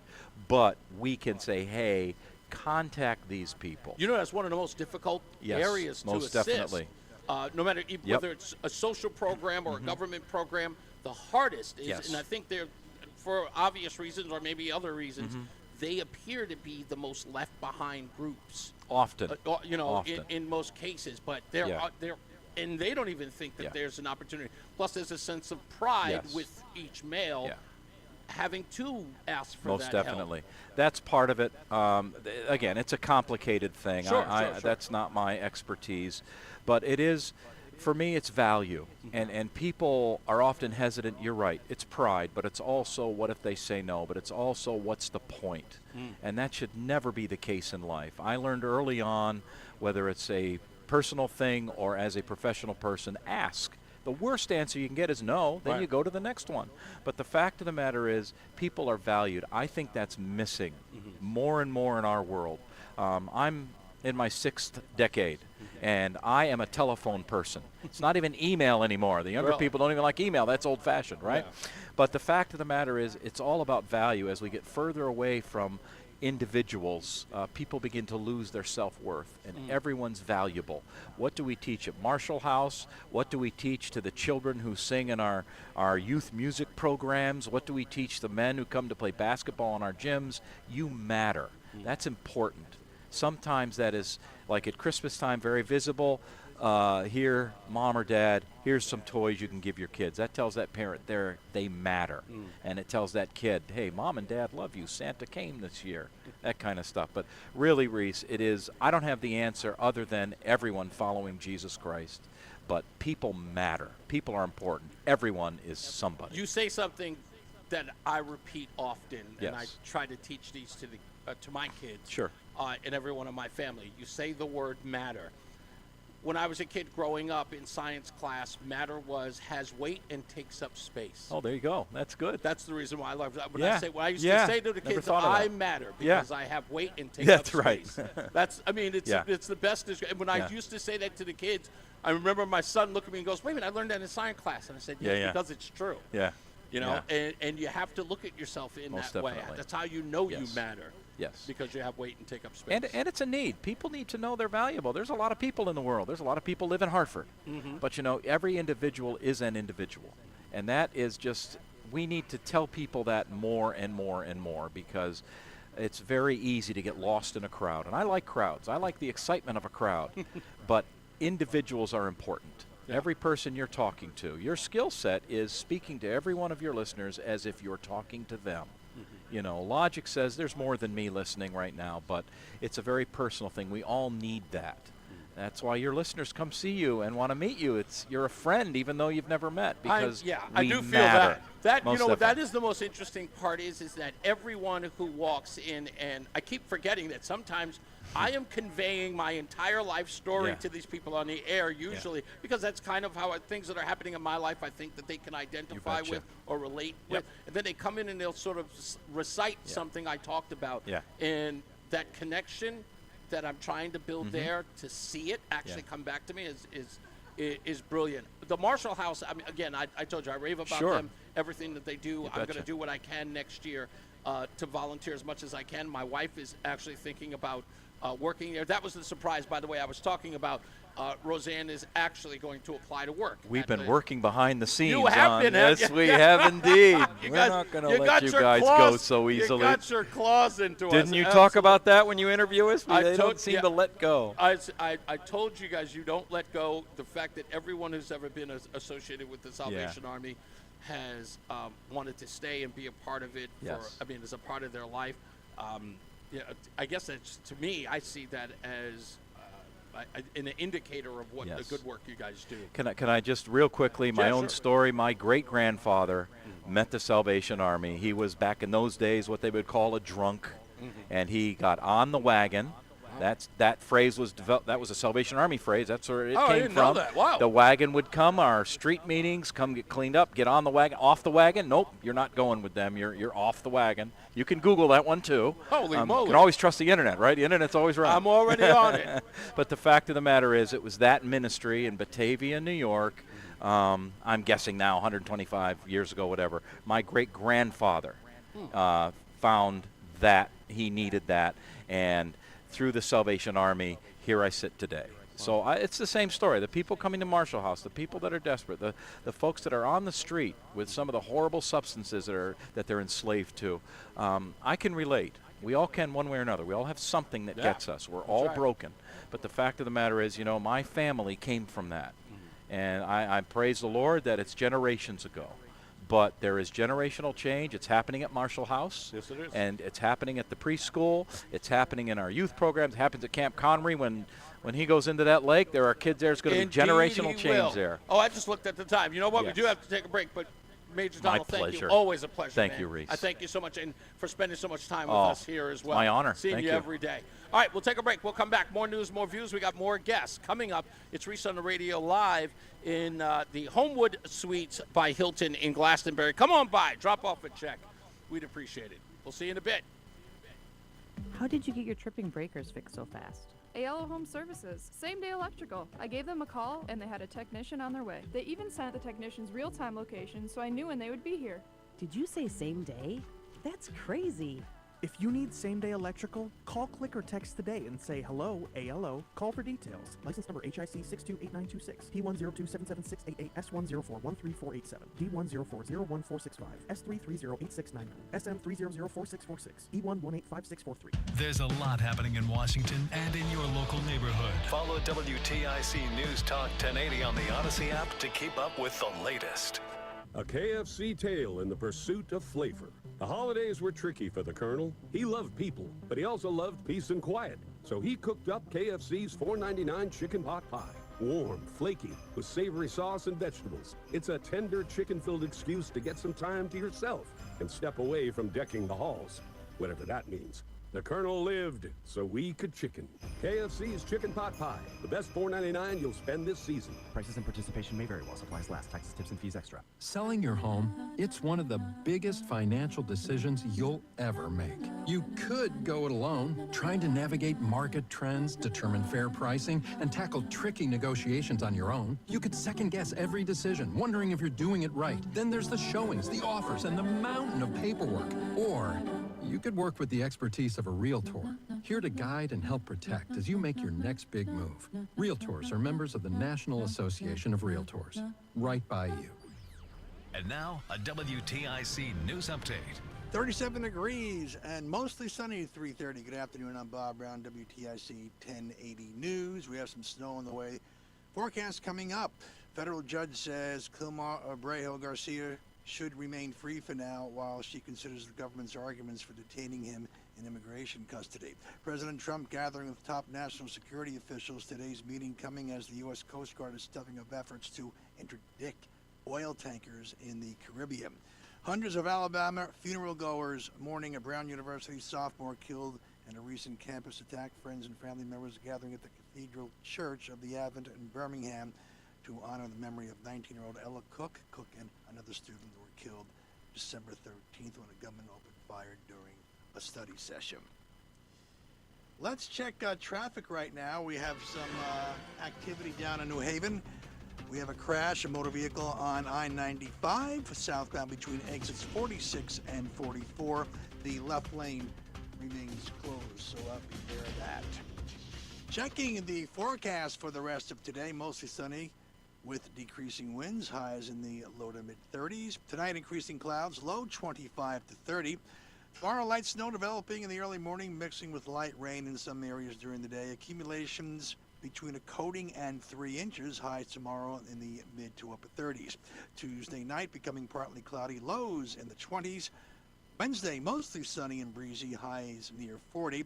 Looking ahead to Thursday, Christmas Day, partly sunny right now. Temperatures will be in the low 40s. Friday, 50% chance of snow and rain, highs near 40 degrees.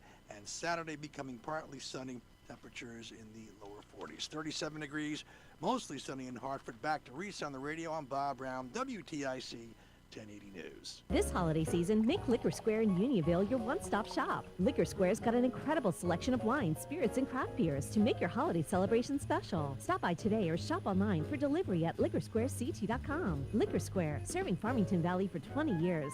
This holiday season, when you get them STIHL, batteries are included. Buy select battery tool sets and get a free extra battery. Visit stihlusa.com for gift ideas and seasonal savings. Happy holidays from STIHL. Offer valid for a limited time only at participating dealers while supplies last. Time now for today's Spotlight on Tech, sponsored by University of Maryland Global Campus. Instacart is joining a growing number of tech firms launching apps on ChatGPT. Instacart says it's the first grocery partner to launch a dedicated app on ChatGPT, enabling its users to browse, build carts, and complete purchases directly in the AI chatbot. Instacart's app is supported by in-chat credit card checkout, with Apple Pay and Google Pay expected to be integrated in the coming weeks. I'm Jason Brooks. You know the rush when you reach that goal? When something you've worked for pays off? That's success. At University of Maryland Global Campus, we believe you should never stop chasing it. That's why we offer a skills-based education that helps move your career forward. Learn how to apply emerging technologies like AI and data science. Build your leadership and critical thinking skills. Apply now and save with no application fee. Classes start January 7th. Learn more at umgc.edu. Certified to operate in Virginia by Chef. What's up, world? It's Von Miller, Super Bowl MVP, chicken farmer, and now host of Free Range.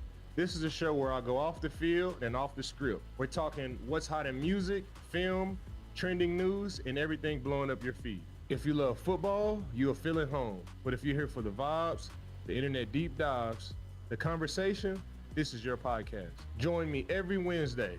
Follow and listen to Free Range with me, Von Miller, everywhere you get your podcast. UConn's Silas Demery Jr. and Braylon Mullins know winning takes trust, hustle, and the right team. I work both ends of the court. That's the only way to win. And when the pressure's on, I trust my team on the court and in life. That's why they trust BPS lawyers, handling personal injury, family law, and more. I'm Nick Payne-Darris. At BPS Lawyers, we're one full-service firm. All your legal needs, always. BPS Lawyers, your lawyers for life. We all hear the radio ads about the IRS. They tell you to be afraid, to be scared, and they try to frighten you into calling. I'm not here to do that. Tax Relief Advocates is different. TRA is here to tell you that if you owe money to the IRS, whether it's $5,000, $50,000, or $500,000, we have a solution. It doesn't matter if you're sitting in your car, at work, or with your kids. No matter where you are, call now. 800-575-9834. Don't lose hope. TRA can eliminate or reduce what you owe to the IRS. Generous programs are now available that can give you a fresh start. Our passion is taxes and helping individuals fix their IRS problems. We have over 1,000 5-star reviews on Google and an A+ with the Better Business Bureau. You don't need to be afraid of the IRS any longer. End your tax nightmare today by visiting us online at TRA.com or call 800-575-9834. That's 800-575-9834. Tax Relief Advocates. Real solutions for real people. Life insurance. Why are you putting it off? Can't afford it? Too much hassle? Think you don't need it? There's lots of excuses for putting off life insurance. But if you weren't there, who would pay the mortgage and other bills? With Ethos, you could be covered in 10 minutes and boom, family protected. Ethos, fast and easy online term life insurance. Up to $2 million in coverage with no medical exam. Some policies as low as $1 a day. Answer a few health questions and get your free quote at getethos.com. That's getethos.com. If Ernest Hemingway was alive today, would he say 2.5? Shakespeare, Mark Twain, Edgar Allan Poe, all great writers. And after reading your book, I simply must add you to the list. Wait, you don't have a book yet. So make a free call to Page Publishing. Turn your book idea into publishing gold. 800-215-6818. 800-215-6818. That's 800-215-6818.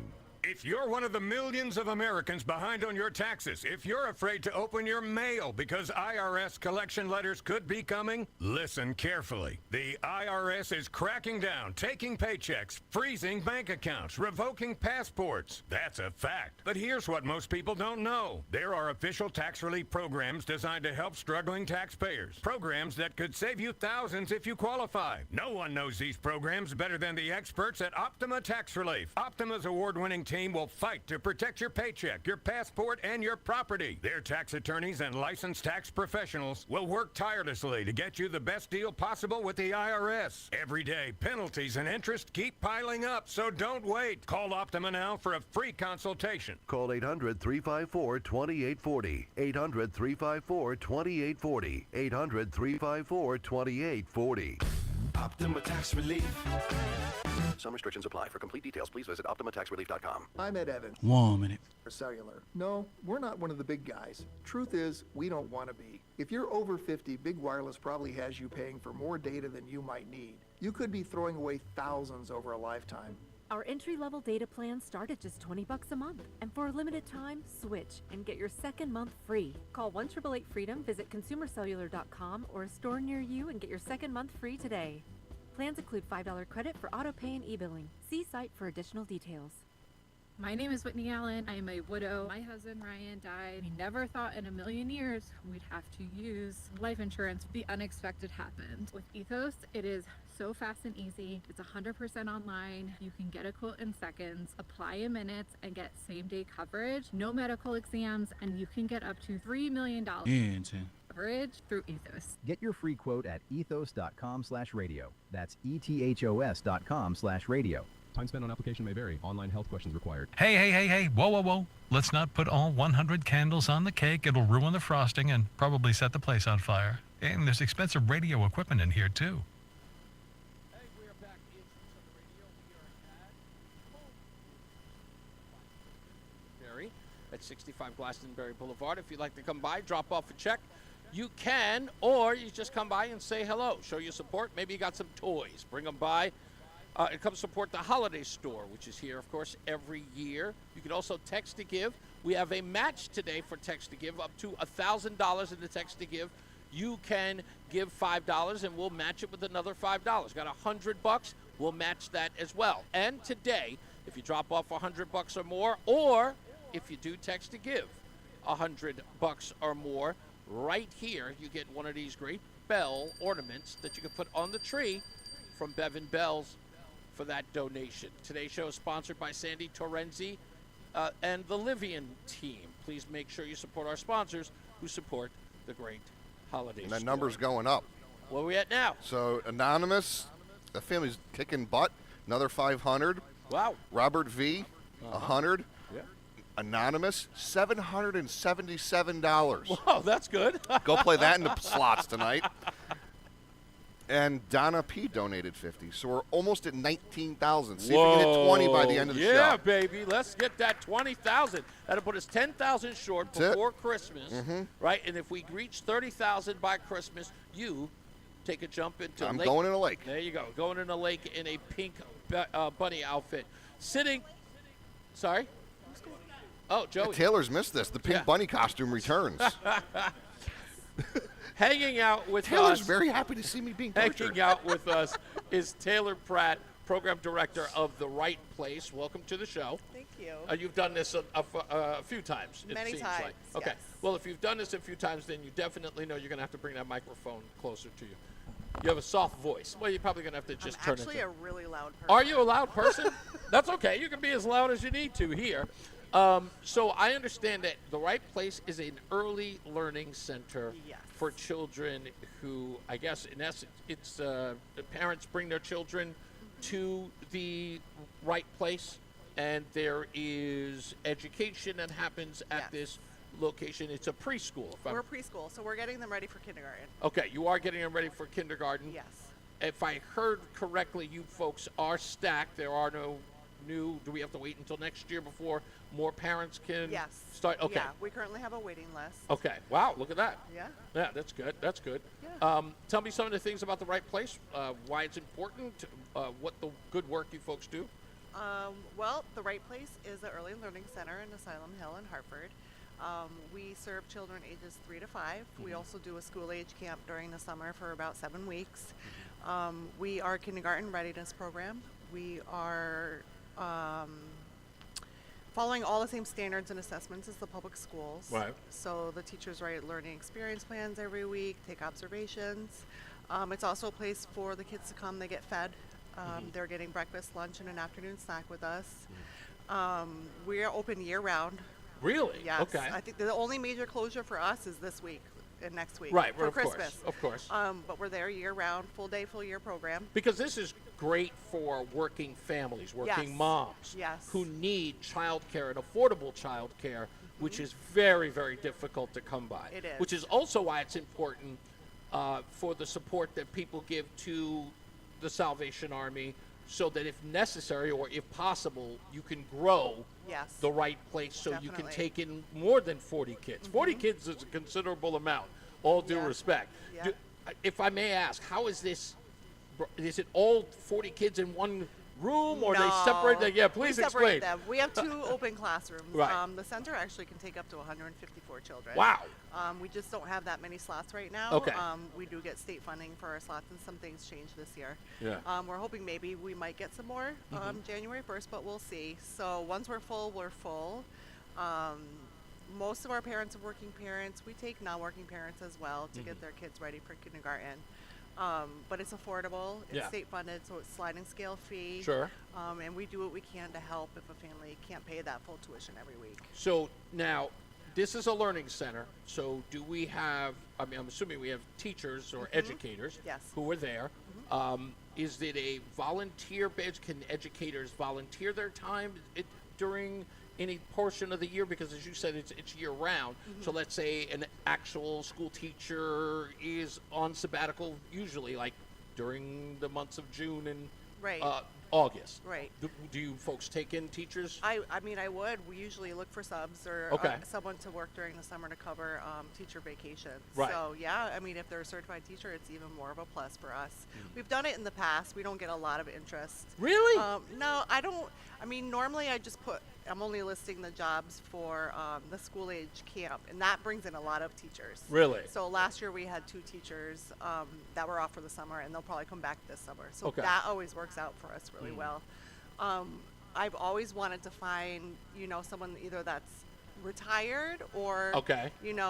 on leave for the summer that would want to do art Right. with the kids. More like grandma age, but then again, that's a Yes. sliding scale now because grandmas don't look like grandmas used to anymore. I'm a grandmother. You're a grand. No, I'm not. Oh, what? It's like, whoa, what? Don't get me in that. It's so funny because one of my, I'm going to tell a horrible story, but one of my best friends, when I end the show, I was talking about my friend J.C. McGee. He passed away, but I remember the first time he called me and told me that he was a grandfather. He was 36 at the time. It was really, really rough for me at the time. I was like, you're a grandfather? I don't know anybody who's younger than me that's a grandfather. Yeah. But grandmas would be great Yeah. to volunteer Oh, because yeah. I'm assuming they would love Yeah. teaching children art classes and things like that. Right. Tell me something I don't know about the right place that you want other folks to know for whatever reasons, for volunteer reasons, to donate. So particularly this year and the last couple of years, our costs have gone up for food. Of course. Which has had a big hit on us. We haven't stopped feeding the children, but that's always something that we're looking for donations for. Okay. They do get sometimes maybe their only meals are with us. Okay. At least a full balanced meal. Wow. Breakfast is so important because that's what's going to keep them focused for the rest of the day.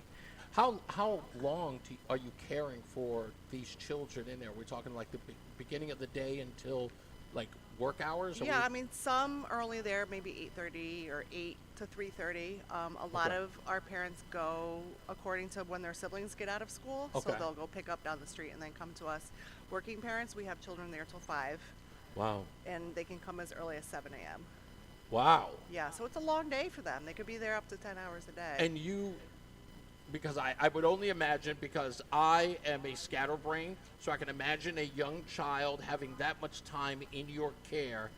You guys have got to have a host of activities we do. and things. But tell me some of those things, because I can imagine like it's not like you have to plan a full day for toddler.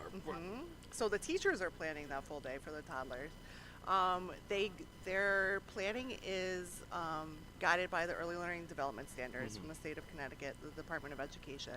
And they really plan going according to the children's interests. Okay. So they may feel out a topic of investigation, try it out for a week. If the kids like it, they're going to add to it week after week until the kids kind of lose interest. Yeah. But we're setting up several areas throughout the morning. They have a pretty tight schedule through the day. I mean, it does include nap time, so they nap from like 1 to 3. But in the morning, they're involved in art, block area, science, math. We do large Science groups, and math even between 3 and 5? Yes, we actually did a really big research project with the Science Center a couple of years ago around science. And it was a really big success. And the parents loved it. They were doing the work at home with the kids and then bringing it back to school. What do parents do? You just thought about, you mentioned parents. What do parents do, the ones who have the separation anxiety?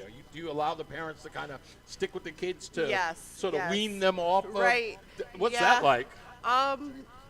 Sometimes, we guide them through orientation really well. Okay. So we let them know, like, the best thing for the child is to, you can stay for a little bit that first day, but then you're going to come back and let them kind of get their independence and feel it out for themselves.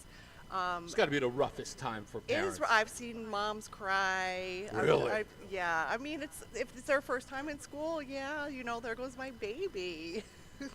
It's very exciting for them. It's not exciting for moms.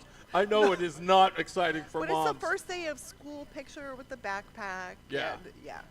So it takes the children a lot longer to adjust if they have separation anxiety. A lot longer. I like what you said about the fact that the lessons, in essence, are sort of interchangeable. And this is helpful, I would assume, because one, the kids get to learn so many different things, probably amazing things, but I would believe for the teachers or for the educators, it also makes their job exciting because they're not coming through the same sort of relative thing over and over again. Yeah, you're not going to say the same themes every school year. They're going to switch it up. That's good. The beginning of the year is cornerstones when they're really just learning, and we're going to learn the schedule, the routine. Where does our coat go? Where do we wash our hands? And where do I put my plate when I'm done with lunch today? And where do I get my blanket out of my cubby? So learning all those things so that they can be successful. You brought me back to my cubby. You did. You brought me back. I totally forgot about the whole cubby era. Oh yeah. That's an important. By the way, I never realized that until I got older and then saw my own kids with a cubby. I'll never forget when my youngest dragged me into his classroom and wanted to show me where his cubby was. I don't understand what that is. Is that a possessive thing? Or is it? You should see the things I find in cubbies. I'm not going to lie. I mean, do the kids hide stuff in the cubbies? Or, we don't allow outside food, so they'll sneak something in and we'll find a black banana that's probably been there for over a month. You name it. Do kids, the thing with Ethan would bring in a toy from home that was sort of like a wubby or something along those lines. Yeah. Because I think that in many ways kids sort of feel the separation anxiety from their parents as well and want to bring something from home. Yes. It's sort of the reminder that, I'm not too far away from Right, and from we allow home. that. You do? Oh, okay. Yeah. If they're having a really tough time, sometimes we tell them laminate a picture or we'll laminate it for you and they can carry around a picture of mom all day. Anything to just kind of lessen that anxiety and get them used to being at school. So, do you guys have a graduation thing after, We do. So we do a huge graduation. We actually do it at Washington Street where the majors are. Wait, you have an off-site graduation We do. like regular It's huge. kids? Yeah. And it's a big deal. It's a big deal. I can imagine. Yeah, we've packed that chapel year after year, standing room only. Really? Yes. Oh, that's fantastic. Yeah, so we do a whole program. The majors will speak. We put together I don't, Mike does, a beautiful video montage of the kids from the year. We play, graduation songs. In the last couple of years, they've started to sing a song for the group. Is this available for the parents to purchase afterwards? The video montage? And make a buck for crying out loud. Mike puts it on YouTube. So. Oh, okay. Mike, you're missing an opportunity here. No, yeah, it's that's great. I mean, they wear a cap and gown. It's the whole They nine. do. I was going to ask you. Yes. I was thinking with with preschool kids, you wouldn't do a cap and they gown. get a tassel and everything. Oh, you guys, you're pulling out all the stops. Yeah. That is absolutely cool. Oh, yeah, they'll get a diploma, and then they get a backpack with some You know school what? supplies. I will tell you this before we go to break. I will tell you this why I think that's really, really important. Talk about early development. Get them used to that sort of cap and gown, that achievement thing. It lasts forever because now they're sort of looking for the next milestone. Right, graduating I from agree. grade school, graduating from junior high to Right. high school. That it sets a tone. It does. If you will. Yeah, and that's the parents, brilliant. they love it, but they're just so proud on that day. You know, can't like be. standing How and can you not clapping. be? Yeah, so it really sets the stage for the rest of their academic career. Fingers crossed. But Yeah, yeah. if you get lucky. Yeah. Yeah. But it's such. I mean, they practice up until the day of, so it's a big deal. Yeah. You almost make me want to have kids again. Almost. You can bring them to the right place. Yeah, well, I was thinking about that, but I would probably be on a different sliding scale just because I have to pay full tuition. Probably. Taylor, thank you so much. I appreciate you coming Thank out. you. Really do. And Nice great. to meet and you. congratulations. I love the work that you're doing. Thank you. Especially because you're a part of this great team They're at amazing. Salvation Army. And the best of luck and Merry Christmas. Merry Christmas. You got it. We'll take a break. We'll come back. More news, more views, and more guests. When we return, it's Reese on the Radio on WTIC News Talk 1080. You've tried it all. Bad diets, tiny portions, expensive injections. At Awaken 180, our medication-free program teaches you how to eat for your body.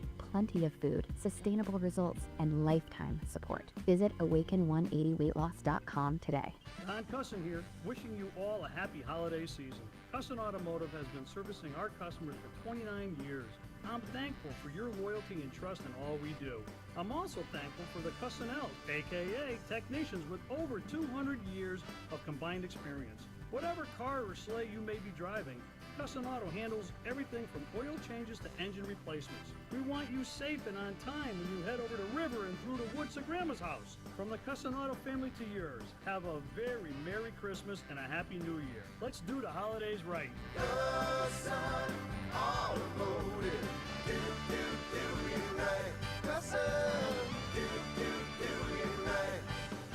Men, it's the holidays, the season of all kinds of hustle and bustle. But if your energy is down, if you aren't sleeping well, if your sex drive is MIA, and you just don't feel like the guy you once were, maybe it's tough to get excited for all the holiday cheer. This is Dale for Northeast Men's Health, and if this sounds like you may have low testosterone. And if so, this is the season for you to get treated. At Northeast Men's Health, we're experts in treating low T. If you're like most guys, you'll feel the change in just a few weeks, and truly, the results can be life-changing. You'll have improved mental clarity, your energy will kick up, your workouts will be better, your sleep patterns will improve, and your sex drive will likely heat up as well. So call us and don't go through another season with low T. Your initial visit is only $99 and includes blood work and a medical consult. And if you start on testosterone the day of your appointment, your visit is free. Call 800-930-5956 or go to northeastmenshealth.com. That's northeastmenshealth.com. We have 6 offices across the Northeast to serve you. Northeast Men's Health, a Promenic restorative health practice. $5,000. 1 minute. The average amount of money people in the U.S. are now spending on gas in a year. $5,000. That's crazy. If you drive, you have to download Upside, the free app that gives you cash back every time you get gas. That's right. You can earn real cash back with Upside just by buying the gas you're already buying. You can literally start earning cash back today. I use Upside every time I fill up, and I've already made around $300. You're putting gas in your car anyway. Why not get real cash back? If you like free money, download Upside. I'm saving the cash I earn from using Upside to help pay for a vacation later this year. Download the free Upside app now to earn cash back every time you buy gas. Use promo code FRESH to get an extra 35 cents per gallon on your first tank. You can cash out anytime right to your bank, PayPal, or Amazon and other brands. Just download the free Upside app and use promo code FRESH for a 35 cents per gallon bonus on your first tank. That's code FRESH for a 35 cents per gallon bonus. It's Reese on the Radio on News Talk 1080 WTIC. All right, give us a couple of minutes, folks, and we will let you know who the winner of the Dozen Bagels a Month for 6 months, courtesy of Between Rounds. How are you is. here? Don't you have and to report I cannot traffic? believe it. Give them a round of applause. My man, Homie G Money / Grip, Mark Christopher just showed up in Glastonbury. I get it. You got the check. And Mark Christopher giving a considerable check. So who's doing traffic? And Mark Christopher, you, sir, get a bell. Bevan Bell. A Bevan Bell from the. Is it? I'm just getting a slice. What's that? A New Haven. What's it called? A Beats. Okay, slice of pizza coming at you. I can't eat it now because I'm on the air, but I will hold it up and show them from Sally's. From Sally's okay, Pizza. Sally's Pizza. Actually, when we come back, I've got to actually say a few words about a pizzeria next to me that I'm not really satisfied with. I'm very upset about it, and I meant to talk about it a couple of days ago. We'll talk about that in a little bit. Mark Christopher, again, thank you so much for dropping off a check for the Salvation Army. And speaking of which, so who's doing traffic, if you're not? Tom O'Hanlon. Tom O'Hanlon is filling in for the holiday store. So do we have the traffic guy introduce the traffic guy? That would be weird. I almost feel like the worlds would collide if we do that. So serenity now. When we come back, we're going to talk to Susan Noviello and also talk to David Griggs as well. So stand by for that. Coming up really, really soon. I want to say thank you, Celeste. Celeste actually is coming up to drop off a donation, no doubt. And she qualifies for a bell from Bevel Bells with a match. Thank you so much. Let's get to traffic now. Tom O'Hanlon, he's filling in for the Eating Pizza Mark Christopher in the BPS Traffic Center. I'm Tom O'Hanlon from the BPS Lawyers Traffic Center. We have a crash on 84 westbound between exits 50 and 48. The left lane is taken out. 84 eastbound slows down. Exit 44 to 51. Route 2 has steady traffic up into 84. 3 is still in decent shape. 91 moving decently if you're going up or down out of Hartford. And also on 291, we're in pretty good shape. In New Haven, they cleared a crash on 95 on the southbound side between exit 46 and 44 and got that off onto the side. Traffic and weather together on the 8th. WTIC News Talk 1080. The tradition of the WTIC holiday stores to benefit the Salvation Army continues. Thanks to your generosity, we have been able to help families right here in Connecticut have a brighter holiday for 35 years. But the work is not done. More of our neighbors need the valuable resources we collect through the holiday store program. So we need you to give whatever you can. No donation is too small. Our holiday stores are open now through noon on Christmas Eve in the Avon Old Farms Hotel and Homewood Suites by Hilton in Glastonbury. For all the information, go to WTIC.com/holiday. We are able to give 100% of the proceeds we raise through the WTIC holiday stores to the Salvation Army, thanks to the generosity of our partners and sponsors, the Home Builders and Remodelers Association, Hartford Federal Credit Union, and Mitsubishi Power Aero. Please help us help families right here in Connecticut have a brighter holiday. Get a head start to your day with WTIC News Talk 1080. Listen to us live on the Odyssey app before you even hit the road. Get the breakdown on the biggest news stories that Connecticut is talking about. To get started, download the Odyssey app and search for WTIC News Talk 1080. WTIC is celebrating 100 years on the air and 100 years of serving Connecticut. This is WTIC and WTIC FM HD2 Hartford, an Odyssey station. 37 degrees and mostly clear in Hartford at 4 o'clock. Good afternoon. I'm Bob Brown, WTIC 1080 News. Some snow on the way, perhaps as much as 3 inches in some parts of Connecticut. The forecast coming up. Americans are on the move trying to beat the holiday rush. AAA expecting more than 122 million to travel at least 50 miles between now and New Year's. Airlines say they expect to fly nearly 53 million passengers over the holidays, and there have already been major delays and cancellations, so call your carrier when you're heading out to the airport. More than 30 million people, meantime, are under flood alerts in southwestern U.S. Severe flooding in that part of the country, but forecasters say there's severe drought conditions there, so the rain, although they don't need floods, is very much appreciated. Back here, residents at the Bonnie Acres housing complex in Bristol are shaken after a shooting which left a man injured Sunday afternoon. Police say the man has been hospitalized with non-life-threatening injuries. It happened on Vance Drive. Police say there's no threat to the public. Man in his 40s was hospitalized in stable condition after being shot on Benton Street early Monday morning, marking the third shooting in the capital since Friday. Officers responding to 101 Benton at approximately 1:15 a.m. on reports of shots fired. Shooting occurring about a half mile from Trinity College between Franklin and Maple Avenues. The victim is in stable condition. Hartford Healthcare Go Health Urgent Care announcing the opening of its newest center in Killingly. The healthcare system is calling it an important step in expanding convenient, affordable, and patient-centered care options for residents in Northeast Connecticut. It opened this morning. A Russian general has been killed after an explosive device detonated under his car in Moscow. Investigators suggest Ukraine could be behind the attack. Powerball jackpot for tonight's drawing is now an estimated $1.6 billion. A big change for Instacart. Instacart is ending a program where customers saw different prices for the same product ordered at the same time from the same store. The program was meant to help retailers learn more about what kinds of prices customers would pay for items. Last week, Instacart agreed to pay $60 million in customer refunds to settle allegations of deceptive practices. Federal Trade Commission had accused Instacart of falsely advertising free deliveries and not clearly disclosing service fees, which add as much as 15% to an order and must be paid for customers. Well, hours before airtime on Sunday's CBS News' 60 Minutes, they had a planned story on President Trump's deportation policy at the order of the network's new editor-in-chief, Barry Weiss. However, the founder of the Pre-Press website had sought to get Trump administration perspective included in the story. The move is sure to increase scrutiny on CBS and 60 Minutes, which the president sued last fall over an interview with Kamala Harris and has recently complained about stories critical of him.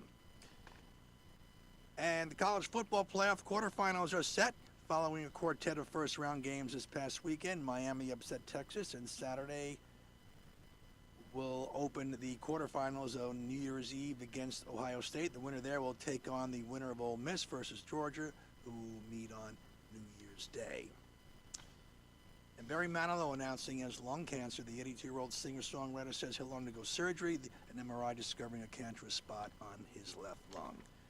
Reese on the Radio continues up next. 37 degrees, mostly clear skies in Hartford. I'm Bob Brown, WTIC 1080 News. Hi, I'm Joe with SimpleSaleUSA.com, and I buy houses cash. 1 minute. House and want to sell it fast at a fair price? Call me at 203-896-4000. I can pay cash and close in as little as 7 days. I buy houses in any condition, any price range, and more importantly, anywhere in Connecticut. I'm a private real estate investor who buys several houses a month, and I want to buy more. I buy inherited houses, divorce houses, behind in payment houses. I even buy my tenant won't pay me the rent houses. Do you own a house that is trash and needs thousands of dollars in repairs? Great, because I love buying junk houses. I buy vacant houses, abandoned houses, condemned houses, and even foreclosure houses. If you own a house and want to sell it fast, call me at 896-4000. That's 203-896-4000. 203-896-4000. It's Reese on the Radio. And don't say we didn't warn you on NewsTalk 1080 WTIC. All right, we are back. We are here. Thank Tyler Pratt, who is the program director of The Right Place, the Early Learning Center, for being on the program. Coming up, we have who I believe is going to be David Griggs, who's the president of Metro Hartford Alliance, on the program. And now it's time for what we do every 4 o'clock. And that is, hopefully, if you can hear it, it's the Between Rounds sounder. Nope. You can't hear it. Of course you can't. It's all right. It's no big deal. Anyway, congratulations goes out to Don Z in Lebanon. He is our winner of the Between Rounds dozen bagels a month for 6 months, courtesy of Between Rounds, the Bagel Bakery and Sandwich Cafe. If you'd like to win, you got to go to ReeseOnTheRadio.com. That's REESE on the radio.com. Make sure you leave your telephone number. Make sure you also leave your date of birth. when you do. You must live in the state of Connecticut, cannot have won within the last 6 months from today. Thank you so much to Michael and Carolyn for their very substantial donation. Mark and Patricia also left a great contribution. And goodness gracious, why am I forgetting her name? She looks exactly like Edie Falco. Celeste, thank you. Celeste, thank you for your considerate contribution. She was absolutely happy to meet Reese on the radio, and then kindly said that Roseanne was a great addition to the show. Therefore, thanking the guy who brought the apple pie and not thanking the apple pie. And that's also, all I'm trying to say. Thank you to Richard R., who donated $100 via text. That's right, Rich. Thank you. Our total now is 18,000. 862. That's right, and we are almost there, folks. We are just over $12,000, or under $12,000 left to reach our goal, which we know we're going to do very soon. So if you'd like to, you can text to give. Do it right now. Go online. You text WTIC to 31333. Again, text WTIC. Text that to 31333. A prompt will show up. You go on there and you can donate immediately. And today, it gets matched up to $100. So if you to $1,000, sorry. If you donate $100, it becomes $200, and therefore we get closer to putting Joey in the river, or sending him up the river, or you just taking a dive. What is it called? I don't know. I'm sure a lot of people would prefer the latter. And if you donate $100 or more, you can also win this fantastic bell. The only bell that Reese can ring. That's right, the only bell I can ring. From Bevan, well, I'm even having a hard time doing that. Let's get to traffic and weather. Tom O'Hanlon filling in for the, eating pizza. Mark Christopher right here in Glastonbury. But Tom O'Hanlon is in the BPS Traffic Center. I'm Tom O'Hanlon from the BPS Lawyers Traffic Center. On 84, we have a collision on the westbound side that is really jamming things up westbound on 84. It happened between exits 50 and 48. The left lane is blocked. 84 on the eastbound side, slowing down exit 44 to 51. And if you're heading down 91 from 291, that's fairly busy, especially through North Meadows, and then a little easier as you get closer to Hartford. Northbound 91, we're in good shape. Now 2 is busy up into 84. 3 is doing okay. Wilbur Cross is moving. And up and down 91 between Hartford and New Haven, not too bad. Traffic and weather together on the 8th. WTIC News Talk 1080. WTIC weather. Sunny to partly cloudy will close out this afternoon. A high temperature 37, increasing cloudiness tonight, a low of 27. Snow developed toward daybreak and continue much of the day tomorrow, accumulating according to an inch or two, somewhat higher amounts north and west of Hartford. Enough to make roads and sidewalks slippery, at least during the morning commute. Tomorrow afternoon's high 35. The leftover snow or mixed snow and rain tomorrow evening. No additional accumulation. Mostly cloudy tomorrow night, low 32. Windy on Wednesday, some clouds followed by sunshine, and a high of 41. Right now it is 35 degrees in Unionville. It's 36 in Bristol and 37 in Hartford. This is meteorologist Bob Larson of the WTIC Weather Center. We know that you want the best for your child. That's why you can trust our expert pediatric dentists here at Columbia Dental, who are trained to meet and handle your child's unique dental needs. Call Columbia Dental at 860-645-0111. Join us this Sunday for Tumalo Financial, your go-to for retirement planning and taxes. Tune in to the father-son duo from 7 a.m. to 8 a.m. or catch replay from 5 to 6 p.m. Tumalo Financial, retirement planning with integrity on WTIC News Talk 1080. Warmest wishes for a joyous holiday season and a happy new year to you. Enjoy your quality time with family and loved ones. From your friends at Odyssey and Carter Mario Injury Lawyers.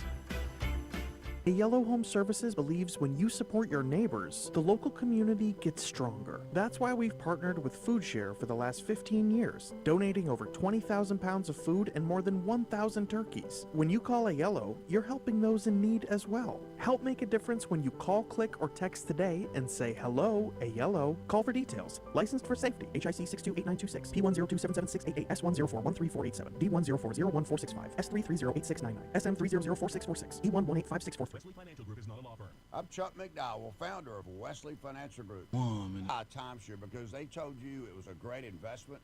That's a lie. Most timeshares can be bought online for $1. To find out what your timeshare is worth and to cancel it, call us today and we'll send you our timeshare exit kit free with all your options for cancellation. Call Wesley for your free exit info guide. 800-941-2255. That's 800-941-2255. Got any gadgets? Get online protection. NordVPN has a ho-ho holiday deal just for you. Secure up to 10 devices with a single account. NordVPN's Threat Protection Pro feature helps you avoid malware, phishing, and annoying trackers. Just a few taps and you're... Let your gadgets sparkle with online security. Go to NordVPN.com and get up to 77% off plus 3 extra months. NordVPN. It's Reese on the Radio on NewsTalk 1080 WTIC. Yep, we are back, folks. We are live in Glastonbury at the Homewood Suites by Hilton on Glastonbury Boulevard. If you could come on by, we'd appreciate it. Today's show is brought to you by Sandy Terenzi and the Livian team. If you're asking yourself, well, Reese, who are Sandy Terenzi and the Livian team? Just think. What do you think? Sounds like it, right? It's a real estate company, right? It's absolutely real estate. It's easy. And, of course, the one time I want to pull it up, they're going to actually be joining Brian tomorrow morning. Are they? They're going to be on the program. All right, so at 7:50, you could even learn more who they are. There you go. Absolutely. So it's a cross-promotion thing going on. Exactly. Absolutely. Sitting with us again is Susan Noviello. She is part of the anti-human trafficking group. What would be your position? What's your role there? Anti-human trafficking program coordinator. Program coordinator. Tell me what programs you actually work on. Like, how is this? How does the program work? I guess the best way to describe it. Well, there's 3 facets to the program. Mm-hmm. One is comprehensive case management for victims of trafficking. And these are the people you actually get out of the system or into your care. Or they're referred to us, or they call. Okay. We also have a street outreach where we do weekly. So we go out onto the streets of Hartford to reach and identify possible victims of trafficking.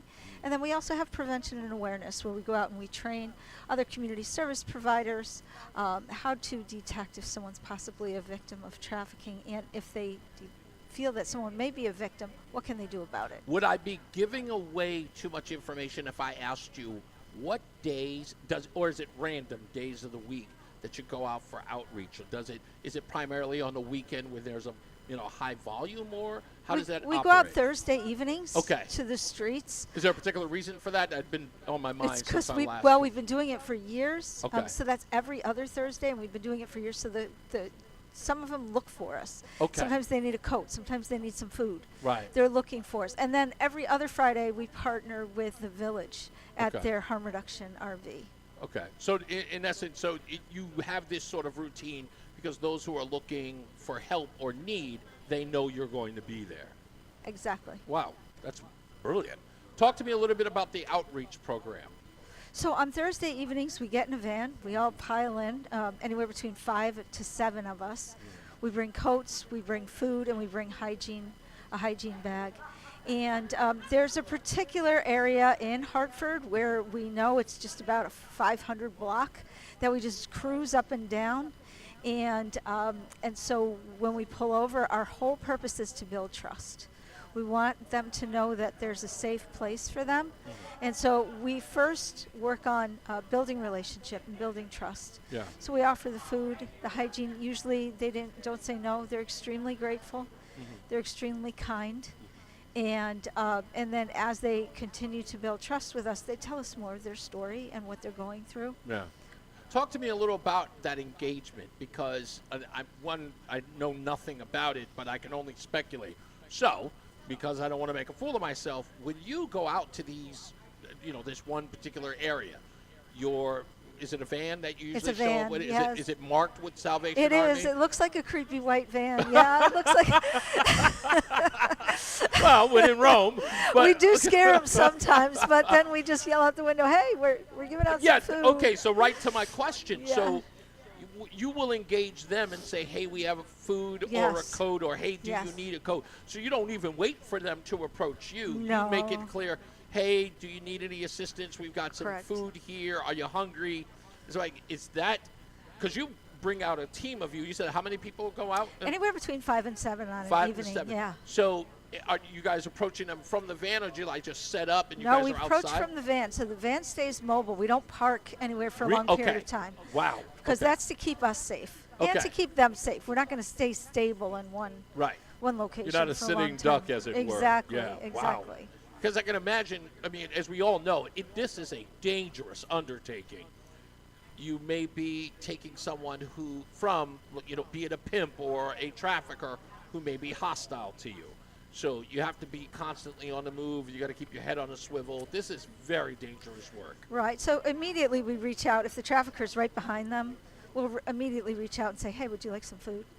Really? Okay. So, yeah. So we'll let. We're just here to give out, some things, some items. So we try to look harmless, and then we move on. Yep. We do give them our card, and we do offer our services, but we know that we have to be cautious if someone's right behind their back. Yeah, the last time you were here, we were talking about that, how there's a level of respect that the Salvation Army gets in those circumstances.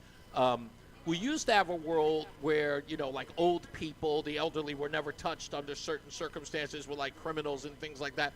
It's not so much the case today. Does that ever put you, set you off a little bit or like concern because now people are just so brazen? Do you have to, what are the other precautions that you may have to take aside from just being mobile all the time? I think the concerns these days is number one, the mental illness. And right. Number two, the drugs. You just never know what's going to get us set off by drugs. You have no idea where they're going to go with their temper. Wow. So what are our precautions? Well, if we see anything that looks like a red flag, we all just get right back in the van and we just move on. Yeah, and sometimes we leave someone in a sad circumstance, and that's really challenging sometimes for us, but safety first. Susan, what motivates you, all things considered? Like, what motivates you knowing that danger is there? I know people are asking that. The gratitude.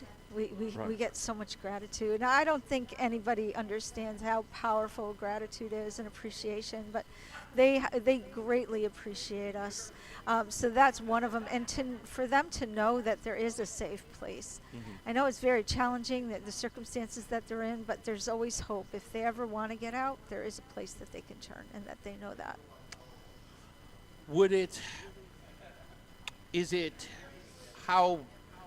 I remember the last time you were here, you were saying that sometimes it could really, really put a sort of toll on your psyche or on you when there are people out there that you wish you could help, but you could not.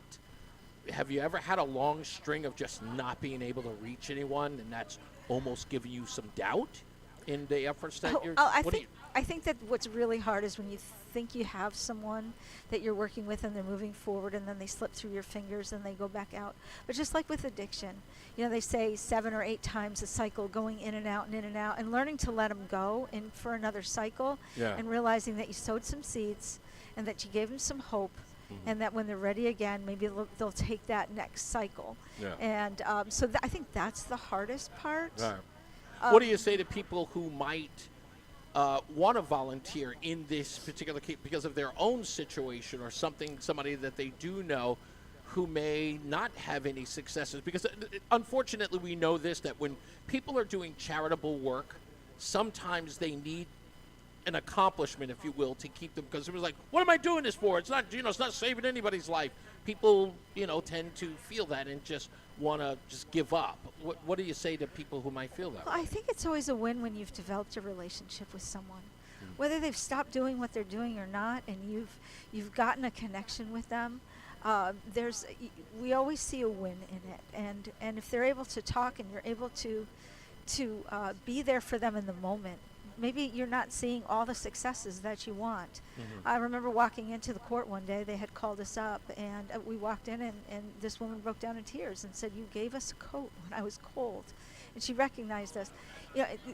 Making that was important. That was important to her at the moment, and that's what we have to. We start living for the moment rather than long-term successes. It's a long road, and it's very messy to get someone out of this situation, and It's messy for them. It can be very messy for us, and it's very long term, and we take a few steps forward and a few steps back. So we're just always grateful for any time we can connect and we can build that trust, and being grateful for that opportunity to be able for them to let them in our lives. You know, I was talking to Major Donald earlier about the Marshall House.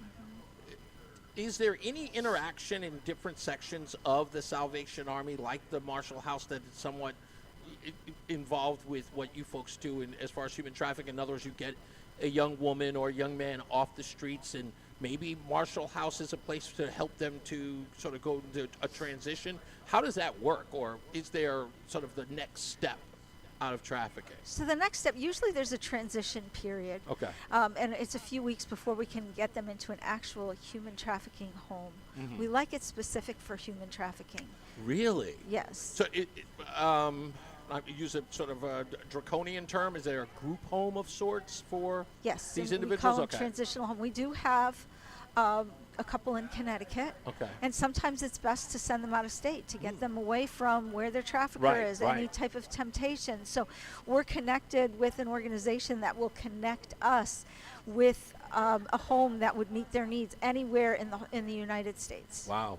And it gives them as far away from the trafficker, because it almost works like in a witness protection sort of situation, to get them as far away from that person who wishes to do them harm. What's the okay? So the next step, you get them into this home, or at least a transition home, and then goes the process of getting them to a regular life, finding them a job, or going through Exactly, counseling? depending Yeah. on the home. Right. So right now we have someone in a home, and we will be looking to send her into a new home that will help her more with job training. Right now, they have her in a place where she's more isolated. Right. She's not dealing with. She's just dealing on her healing and restoration. So next, we'll find her the next step, the next tier, Right. which will be job training, getting her into self-sustainability. Right. And there is no timeline, because, of course, each situation is different as you interact with each trafficked individual. I understand that you have a relationship with law enforcement. Correct. Tell me a little bit about that. How does that work? Because, you know, as we know, police officers are going into these neighborhoods and they're arresting either prostitutes or arresting Johns, whatever the case is. What's the relationship with you? Is it to sort of interdict that sort of criminal element in sort of helping the people who are being trafficked? Well, first, I am certified by the state of Connecticut to train officers so they can get their CEUs in human trafficking. Okay. So help them understand the perspective of what we may be dealing with. Right. We're not dealing with prostitutes. We're dealing with Yeah, someone who and may sometimes it may look that way. So, Right. you know, we deal with people who were brought in as children to be trafficked, and now Wow. they're out there doing it on their own volition. Yeah. However, they never would have done it if they weren't Right. trafficked as a child. Yeah, that doesn't be right. It doesn't change the fact that they've been trafficked because they may be doing it of their own volition. There's still a fabric of trafficking. Right, and they never found their way out of the system, and it's hard because there's shame, there's nothing on their resume, often they didn't finish high school. So we have people falling into that system. Right. So we still see them as victims of Right, trafficking and, of and course. of need of help. The officers, every police department is different. Some of them are very trained and they're very vested in this, and their eyes are open to see who could be a possible victim of trafficking. And sometimes what they do when it's on the streets, they do what's called a quality of life arrest. So that Okay. gives them an opportunity to step away from their trafficker, step away from any drug use, to say, okay, here's help. So, and then that's offered to them. And the police, maybe I missed that. How are the police playing a role in that? Do they become sort of like you as someone that trafficked individuals can reach out to, and Yeah, and then they'll- letting them know that the police is on their side? This isn't police is going to bust you for this, that, or the third. Right, the court or the police will sometimes contact us. Oh, wow. And Okay. so then we'll come down and we'll meet with the individual.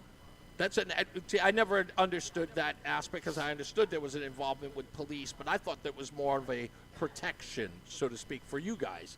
You know, like if you get into a jam, the police are there to sort of interact with you to make sure that you're, I guess, safe, for that matter. So there is a effort by the police department to understand the role that you're playing in all of this, and then have them assist you in that as being somebody that these trafficked individuals can reach out to. Absolutely. Wow, that's incredible. What type of, is there a particular training that the police officers are going through? Is it? Well, they get trained, I believe, yearly, and they get their CEUs in human trafficking. They need to have it. So it brings awareness to the situation. I mean, some of the police officers have come to me and said, wow, I just thought that they were all prostitutes.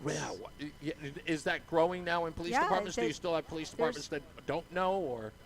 Well, it depends on the town. We're trying to reach them, for sure. That's true. I mean, because the reason why I'm looking at it that way is because I could imagine that police officers go through enough training, and there may be so many brass and sort of divisions of the police department, if not cities, that say, oh, it's another certification that my officers have to get to learn how to do, and there's that reluctance to say, look, we just want to arrest the bad guys. But you're trying to get them sensitive to this particular issue that's happening in their communities. Right.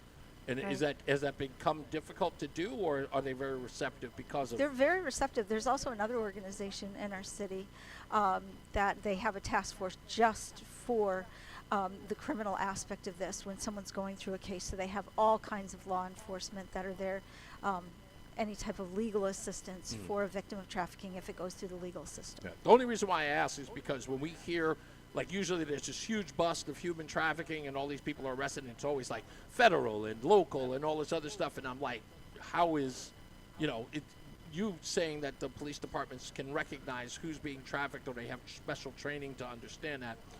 We never see that side of it. You know what I mean? It's like the police are always reacting to the crime as opposed to now sort of helping victims of it, so to speak. So I've talked to so many police officers that have said, I got into this job because I wanted to help people. Yeah. And it's a great opportunity to do that. Yeah, exactly. Susan, always a pleasure. Thank you so much for coming back. Thank you. I appreciate you. Susan Noviello, everybody, and we'll be back in a little bit. We've got David Griggs coming up, the president of the Metro Hartford Alliance. Stand by. Let's get to Tom O'Hanlon. He's in the BPS Traffic Center. I'm Tom O'Hanlon from the BPS Lawyers Traffic Center. 84 is still jammed up from that traffic that accumulated after a crash happened westbound. That was between exits 50 and 48, so it took out the left lane and backed everybody up. On the westbound side of 84, we're still busy, exit 56 to 45, and in West Hartford on 84 eastbound, we're slow, exit 44 to 51. On 2, it's steady traffic feeding up westbound into 84. 3's in decent shape. 91 southbound slows down from North Meadows down into Hartford. 291 is okay, by the way. And a heads up in New Haven, a crash with 3 vehicles involved on 91 northbound between exits 8 and 9. The 2 right lanes are blocked. Traffic and weather together on the 8s. WTIC News Talk 1080. WTIC weather.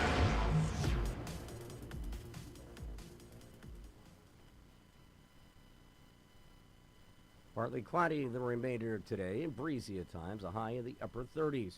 Increasing cloudiness tonight, low 27. A bit of snow arriving toward dawn and continuing during the day tomorrow, accumulating and coating to an inch or so. Roads and sidewalks can be slippery during the morning commute. High tomorrow afternoon, 35, when most main roads will become wet. Some leftover wet snow mixed with rain tomorrow evening, little or no additional accumulation. Mostly cloudy tomorrow night, it become breezy late at night, low 32. Windy on Wednesday, some clouds followed by sunshine, and a high of 41 for Christmas Day. Clouds giving way to some sun, and a high temperature of 43. Cloudy, colder weather on Friday, and there could be some snow in the afternoon and at night. Friday's high 26, dropping to a low of 20 Friday night. Leftover snow flurries can linger into Saturday morning. Mostly cloudy on Saturday, with a high temperature of 29 degrees. Remaining cloudy on Sunday, perhaps some rain in the afternoon, high 40. I'm Bob Larson of the WTIC Weather Center.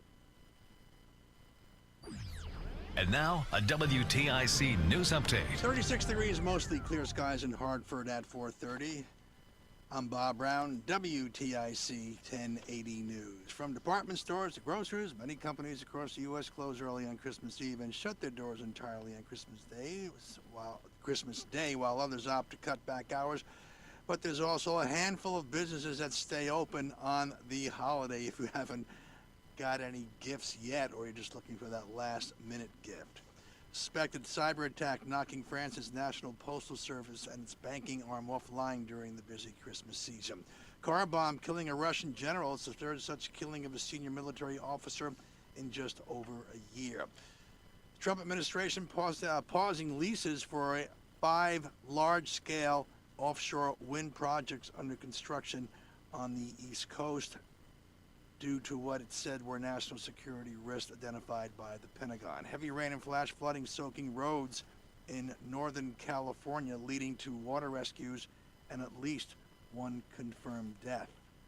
And a new AP Norc poll finding most Americans aren't making end-of-year charitable giving plans despite the many fundraising appeals made by nonprofits that rely on donation surges in the calendar's final month to reach next year's budget.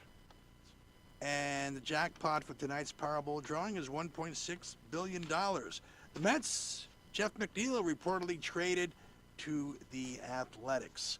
Patriots last night over the Ravens 28-24. Monday Night Football, Colts and 49ers, and men's college basketball, UConn over DePaul yesterday, 72-54.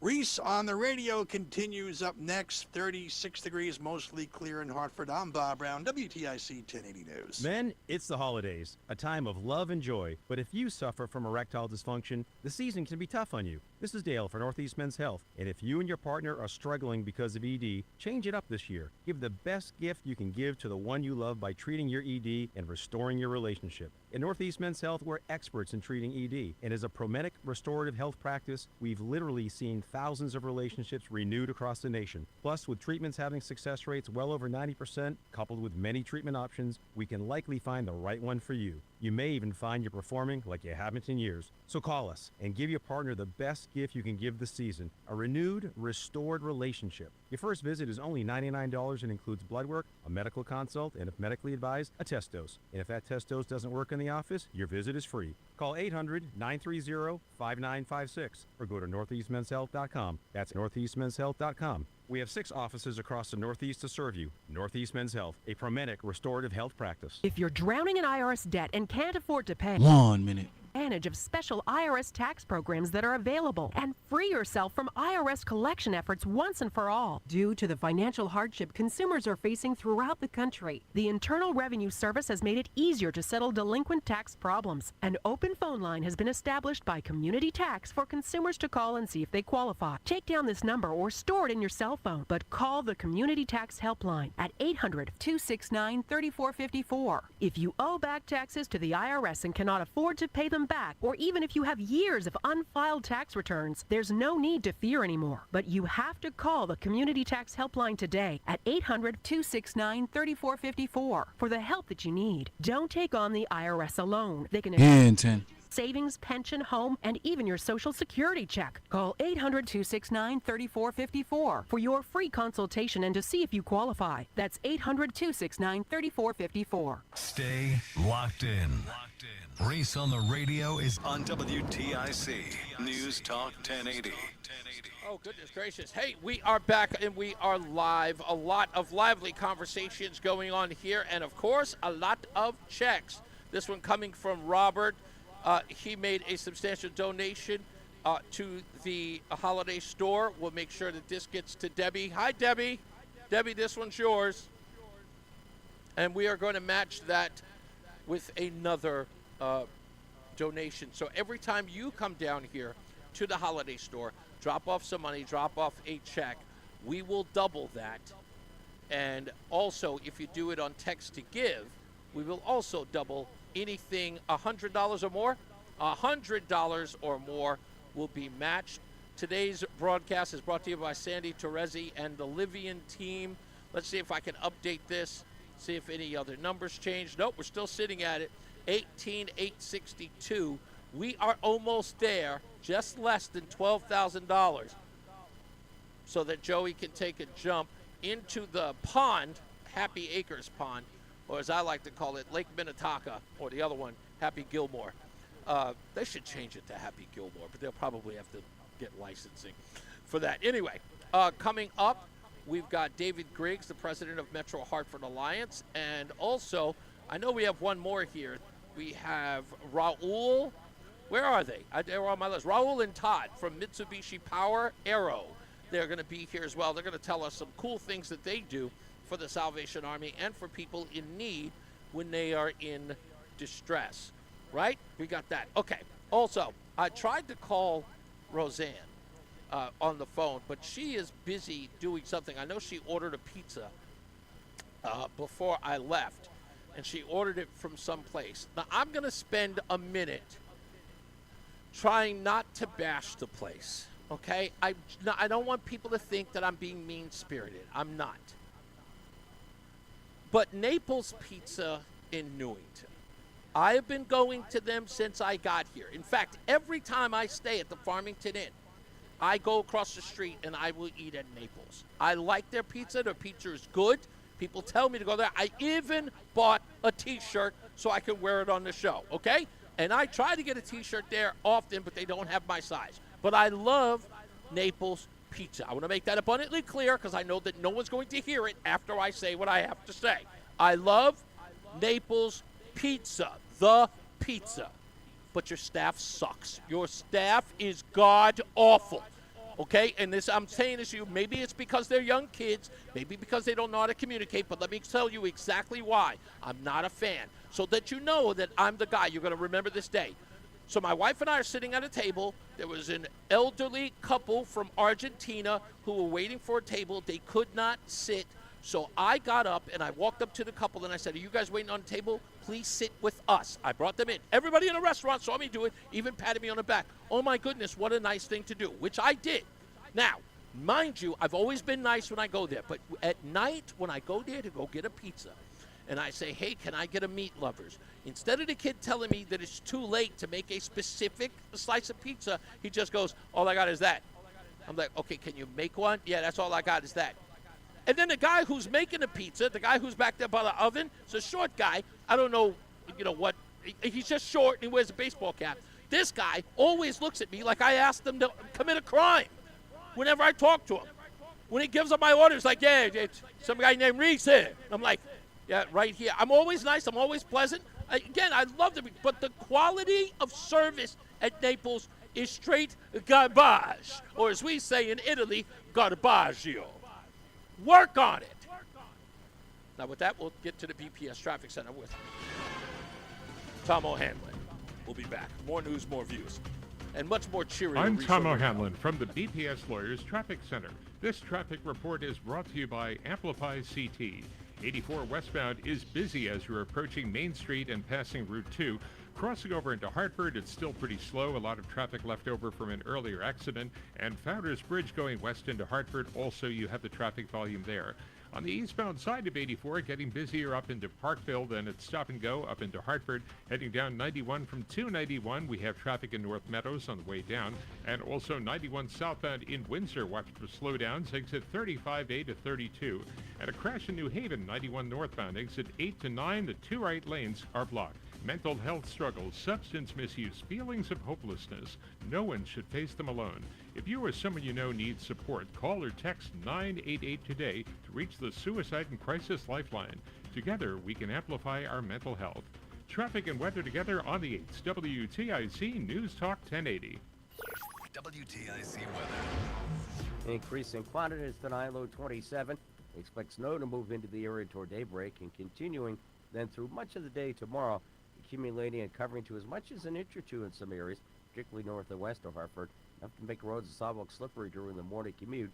A high tomorrow afternoon up to 35, so at that point primary roads will become wet and slushy. Some leftover snow or snow and rain mixed early tomorrow night, otherwise mostly cloudy tomorrow night, low 32. Windy on Wednesday, early morning clouds giving way to sunshine, a high 41. Right now it is 35 degrees in Berlin. It's 36 in Oakville, 37 in Hartford.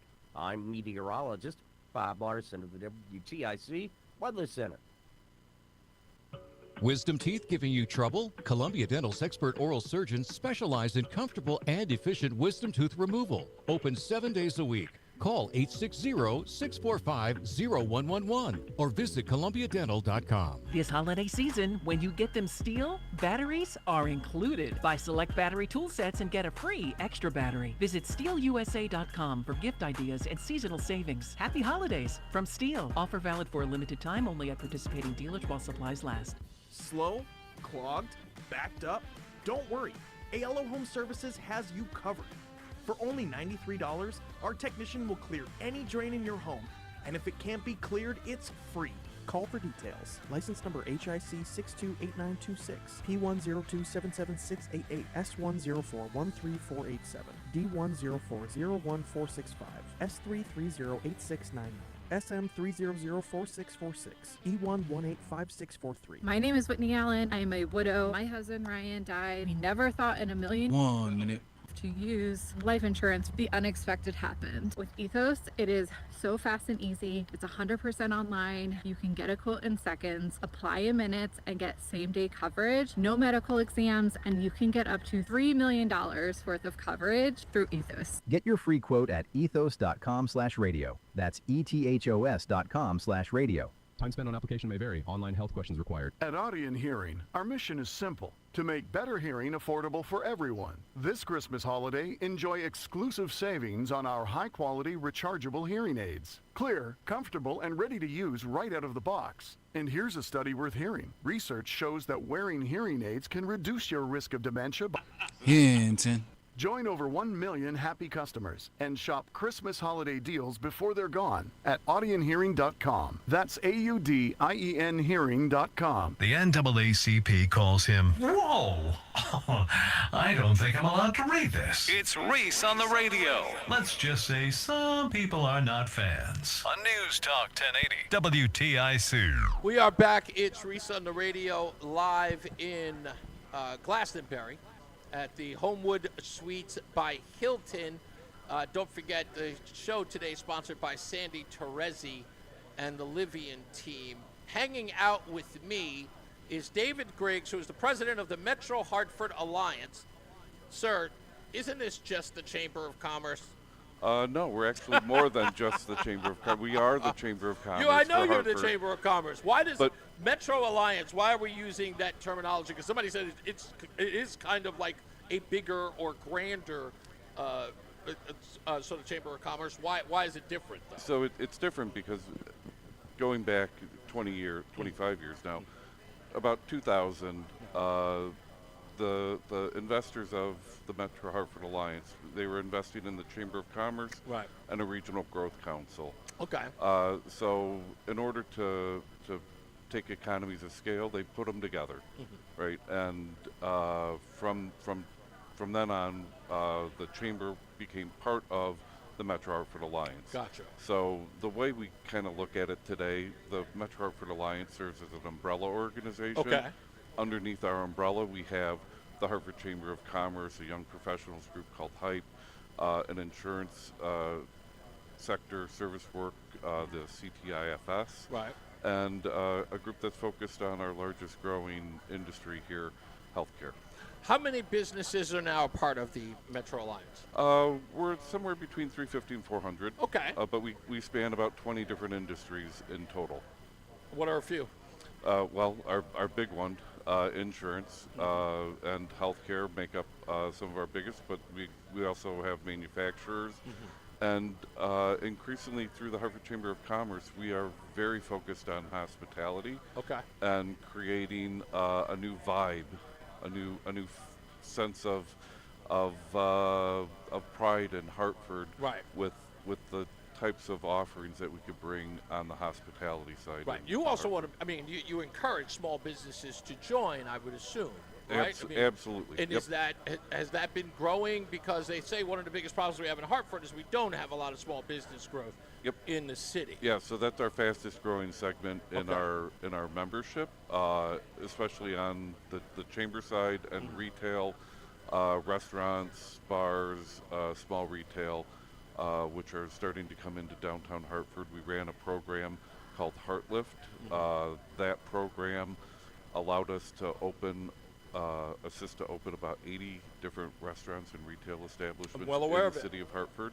About 70% of them were minority or women-owned, and we took up about 285,000 square feet of formerly vacant space, street level, ground level activity. Off the air, we were talking a little bit about Hartford's growth, and a lot of people saying that, and when I say Hartford's growth as far as a place where people go to shop and eat, and sort of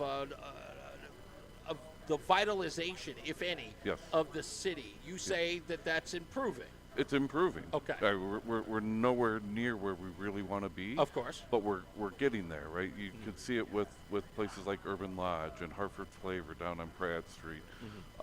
We are helping to open a few more restaurants and retail establishments on Pratt, and we were just awarded $2 million through CRDA from the state of Connecticut through CRDA to help revitalize 10 very specific addresses, but really focused on the arena. And how do we activate those spaces that have been empty for so long? How do we get the kinds of activities that will bring families down on the odd night, right? Where there's not a UConn game, where there's not something else going on. Correct. How do we activate downtown every night? Right. What's your association with the good folks here at the Holiday Store in the Salvation Army? Well, look, the work that they're doing, and I've been listening. Like, what a story that's being told today about their activities within our city. It's just incredible, right? So we are partners with them. We try to make sure that they're getting introduced and involved in the business community, and that they can hopefully find the funding that they need to keep all this great work going. Well, that's to get some of the organizations associated with Metro Alliance and to get them to donate or to contribute or even to volunteer, you know, some help in tour drives or things like that. And I got to tell you, you know, this is a part of Hartford that sometimes gets lost is, you know, we go to our corporate partners for funding a lot, and they've been very gracious. But the thing that they really do extremely well is they participate. They participate. So when you go to any one of our big businesses, they will go to their people and they will come out en masse to help, right? And that is really impressive here in Hartford. I always tell people, you know, it is always a net positive for businesses to be charitable or to be involved in charitable organizations. It's not a PR thing. It isn't. It's just a good thing for you to be a part of. I always tell someone, if you are part of an organization, you know, do something with your signage that says a proud sponsor of, a proud supporter of the Salvation Army, because it lets people know that because I always say the big business or even small business for that matter is that it's always looked upon or frowned upon as like, oh, they're just looking to get wealthy or looking to get rich. It is always important to those customers to let them know that what you're doing is also charitable giving, that you are part of that. That's a fabric of who you are as a business. Absolutely. And, you know, I would say even in as much as we need to get a workforce here, right? One of the things that today's workforce wants, our young employers, our young employees, they want a sense of purpose to what they're doing. They want to know that who they're working for is giving back to the community, and they want to have the opportunity to participate in that. They don't just want the money going to the organizations. They want to have an opportunity for themselves to participate in that. And I think that is, you know, you look at generations and how these, you know, generations of workforce change over time. Yes, this generation sucks. No, I'm kidding. Go right. But you know, our youngest employees, they do get a lot of grief for, oh, they don't want to come, are they going to do this, they're going to do that. Right. But their sense of purpose, and helping people, I would say is better than any generation that has come before. I will admit. I mean, well, I'll admit if there's anything that's come out of the new generation is that sense of giving, that sense of, you know, sort of paying it forward is something that, you know, I believe that school systems did teach. It doesn't always resonate well. In some cases, it's not, you know, it doesn't work out the way that we wish it to be. But you're right. Every one of my son is very much like that. But wants to makes him be a socialist, but that's another story. But no, he really does. That sense of giving is something that all of us need to have, because it's sort of helping our fellow man within reason, of course, but being charitable and volunteering your time. As I tell people all the time, don't tell everybody else to do it. You first. Yep. And these kids, I will admit, they will get their hands dirty to help, and they don't even think about the job aspect. If it's about an opportunity to help other people, they'll jump at it. Yeah, and they expect their employers to participate. Yeah. Right? So this is where I think the connection with Salvation Army becomes so real for our employers, for the folks who work for them, because it really does give them a chance to participate. That's good.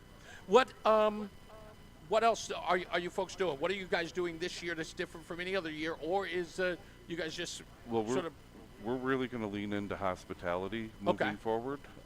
There is, I think, a tremendous opportunity for Hartford to take advantage of our hospitality sector in a way that we haven't. We hear all the time that we want to have the vitality, we want to feet on the street, we want to have activity that you can feel. And we've got all these wonderful institutions like the Wadsworth, Duncan, now People's Bank Arena. You looked at me odd as soon as it started. No, it's coming okay. out. I had to learn it as well. They made me learn it. But we also have a convention center. Yes. A convention center that needs 3,000 hotel rooms to operate at its capacity. Wow. And do you know how many we have in downtown Hartford right now? Downtown Hartford? Yeah. You can't have 1,000. We got 1,000. That's it? 1,000. Yeah, because everybody's got to go everywhere else in sort of the suburbs. And that's no longer a convention hotel. Yeah, right. Exactly. You're not going to go stay in the suburbs to go to a convention in downtown Hartford. Exactly. If you're from out of town. Indeed. We need to have more hotels in our downtown core. So why not renovate some of those areas? Not that you would know that. Why no, but why can't we? Yeah. Why can't we? Because we have a lot of empty buildings. We got a couple, right? Yeah. So we need to be more thoughtful about it. We need to work with all our partners. We need to look at where opportunity can exist. Yeah. Right? We know that there's demand for housing. We know that there's demand for hotels. Right. And if we can get those are two big demand drivers here in our market right now. Yeah. So when we think about these buildings downtown and what can we collectively do? Sure. Well, these are two demand marketplaces that we can participate in. So for Metro Hartford Alliance moving forward, we're looking at this hospitality sector and saying, if we're gonna put 1,000, 2,000 people on our streets every day that don't have a place to eat, right, that maybe want to go spend a few dollars and bring bar or restaurant usually works, right? Bar or restaurant, and we have the demand already here, right? Yeah. We've got this convention center that's a rock star in the Northeast, but we can't use it to its capacity because we don't have enough hotel rooms to use it to its capacity. So and Excel. People's Bank Arena. That's all right. We're having to get one of those jars, put $1 cards, in. Yeah. We saw with Stevie Nicks, with Pentatonic, like we are bringing in the kinds of acts that people want to come down and see, and they will spend money. We need to keep them overnight. Right. Absolutely right. Because that's where we start to recover the investment that the state, because it really was an investment that the state made in Hartford by investing in the arena for us to be able to bring in these shows. Well, how do we pay that back? We pay that back through hotel tax, sales tax, and all the other things that we should be doing in our downtown core. Yeah. You guys did a big charitable give this year to the folks at Salvation Army, I hope? Of course we did. Do we get to say how much it was? Or is that still private? I think that's probably, we are using OPM, keep in mind. Oh, okay. All right. No problem. I'll keep that down. Okay. Well, that's fantastic. Thank you so much. I appreciate you coming by. And you know what? Seriously, I want to extend an invitation to my regular show to talk about the revitalization of downtown Hartford. It's one of the things we're investigating and talking about and trying to find new ways. Because I'll be honest with you, my audience says it every day, but they're a bunch of, kind of poo-pooers. They're great people because they live in Hartford. Well, yeah, but a lot of them poo-poo the idea. It was like, Hartford is dead, Hartford is dead. Yep.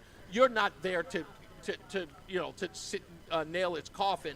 I'm not here to end Hartford as call it a dead city. Yeah. I want it, back to its bloom or even creating a bloom there.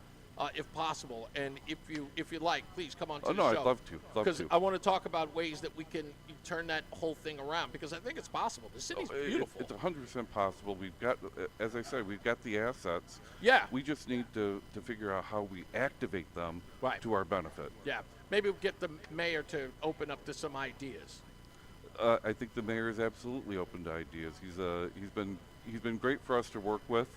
So maybe you should give him my number. Well, I'd love to have him on, because we've been trying to get him on for a little bit. We'll talk to him about some of the ideas that we have. But he's, he doesn't return my phone calls. Probably he doesn't know I'm over. It's an unknown number. Yeah, right? it's an unknown number. Yeah, and I'm only the most popular afternoon host in Hartford. What would I know? So, but Greg, thank you, man. No, thank I you. appreciate you coming by. Absolutely. All right, folks, we're going to take a break. More news, more views, and of course, our guest will continue. Not yet. No, I know we're not taking a break yet. I know we're almost there. I was going to say, today's show is sponsored by Sandy Terezi and the Livian team. Also, if you want to give a donation, you have to go online, or you could just show up here. You could just show up. But you can go online. Go text WTIC to 31333. Text WTIC to 31333. Today, if you give $100 or more, you can win one of these fantastic bells here from Bevan Bells. See, I can ring it. I can ring that because it's smaller. If you come by and you give more than $100, you will also get one of the Bevan Bells, which is absolutely beautiful. It's even got a little inscription on it. The Salvation Army doing the most good. I always love that saying. So come by, do that. Also, text to give. We will match you today up to $1,000. So everything that you give, we will match. So do that as well. We are doing really, really great in the last couple of days. We are up to $18,862. You remember when we were under $3,000? I didn't even think that we would get this high. I didn't think that I had it in me to get people to donate. But apparently, I'm quite the what's the fundraiser? That's the word. I didn't think I'd be considered a fundraiser. All right, we'll take a break. We'll be back. Tom O'Hanlon is in for Mark Christopher. He is in the BPS Traffic Center. Thank you again, Greg. I'm Tom O'Hanlon from the BPS Lawyers Traffic Center. On the westbound side of 84, watching that ride as you're working your way up Route 2 into 84 westbound. As you're creeping across the river, it's pretty slow into Hartford. As a matter of fact, that continues through downtown Hartford as you're working your way into West Hartford. On the eastbound side of 84, we're looking at stop and go there through Parkville. And heading down 91 through North Meadows, it's slowing down. Northbound, you're good. 291 is doing just fine. We're also seeing delays southbound to Windsor on 91. And in Berlin on 9 northbound, we're busy from exit 34 to 37. And a crash in New Haven on 91 northbound between exits 8 and 9 took out the 2 right lanes. Traffic and weather together on the 8s. WTIC News Talk 1080. WTIC weather. Partly cloudy the remainder of today and breezy at times, a high in the upper 30s. Increasing cloudiness tonight, low 27. A bit of snow arriving toward dawn and continuing during the day tomorrow, accumulating and coating to an inch or so. Roads and sidewalks can be slippery during the morning commute. High tomorrow afternoon, 35, when most main roads will become wet. Some leftover wet snow mixed with rain tomorrow evening, little or no additional accumulation. Mostly cloudy tomorrow night, becoming breezy late at night, low 32.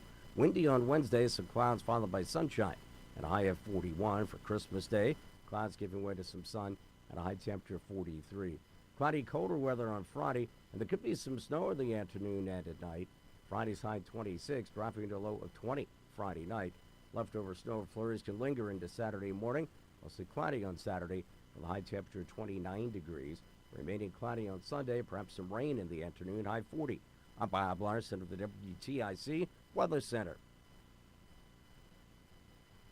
Get a head start to your day with WTIC News Talk 1080.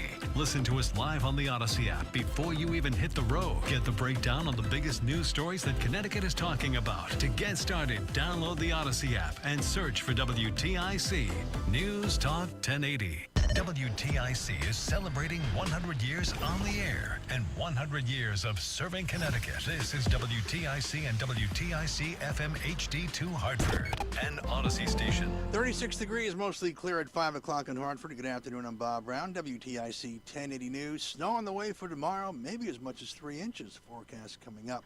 Just 3 days before Christmas and the holiday shopping rush is on. People hitting the stores for last-minute gift ideas. In Philadelphia, the stores were packed at the Cherry Hill Mall. I always save it last minute. I try to push it off as long as I can. Went to Nordstrom, the Lego store, Lululemon, the crowd. So many people. It made me feel like I'm not the only one that does the last-minute Christmas shopping. And if you're driving, flying, or taking the train for the holidays, you're in good company. AAA expects more than $122 million to travel at least 50 miles between now and New Year's.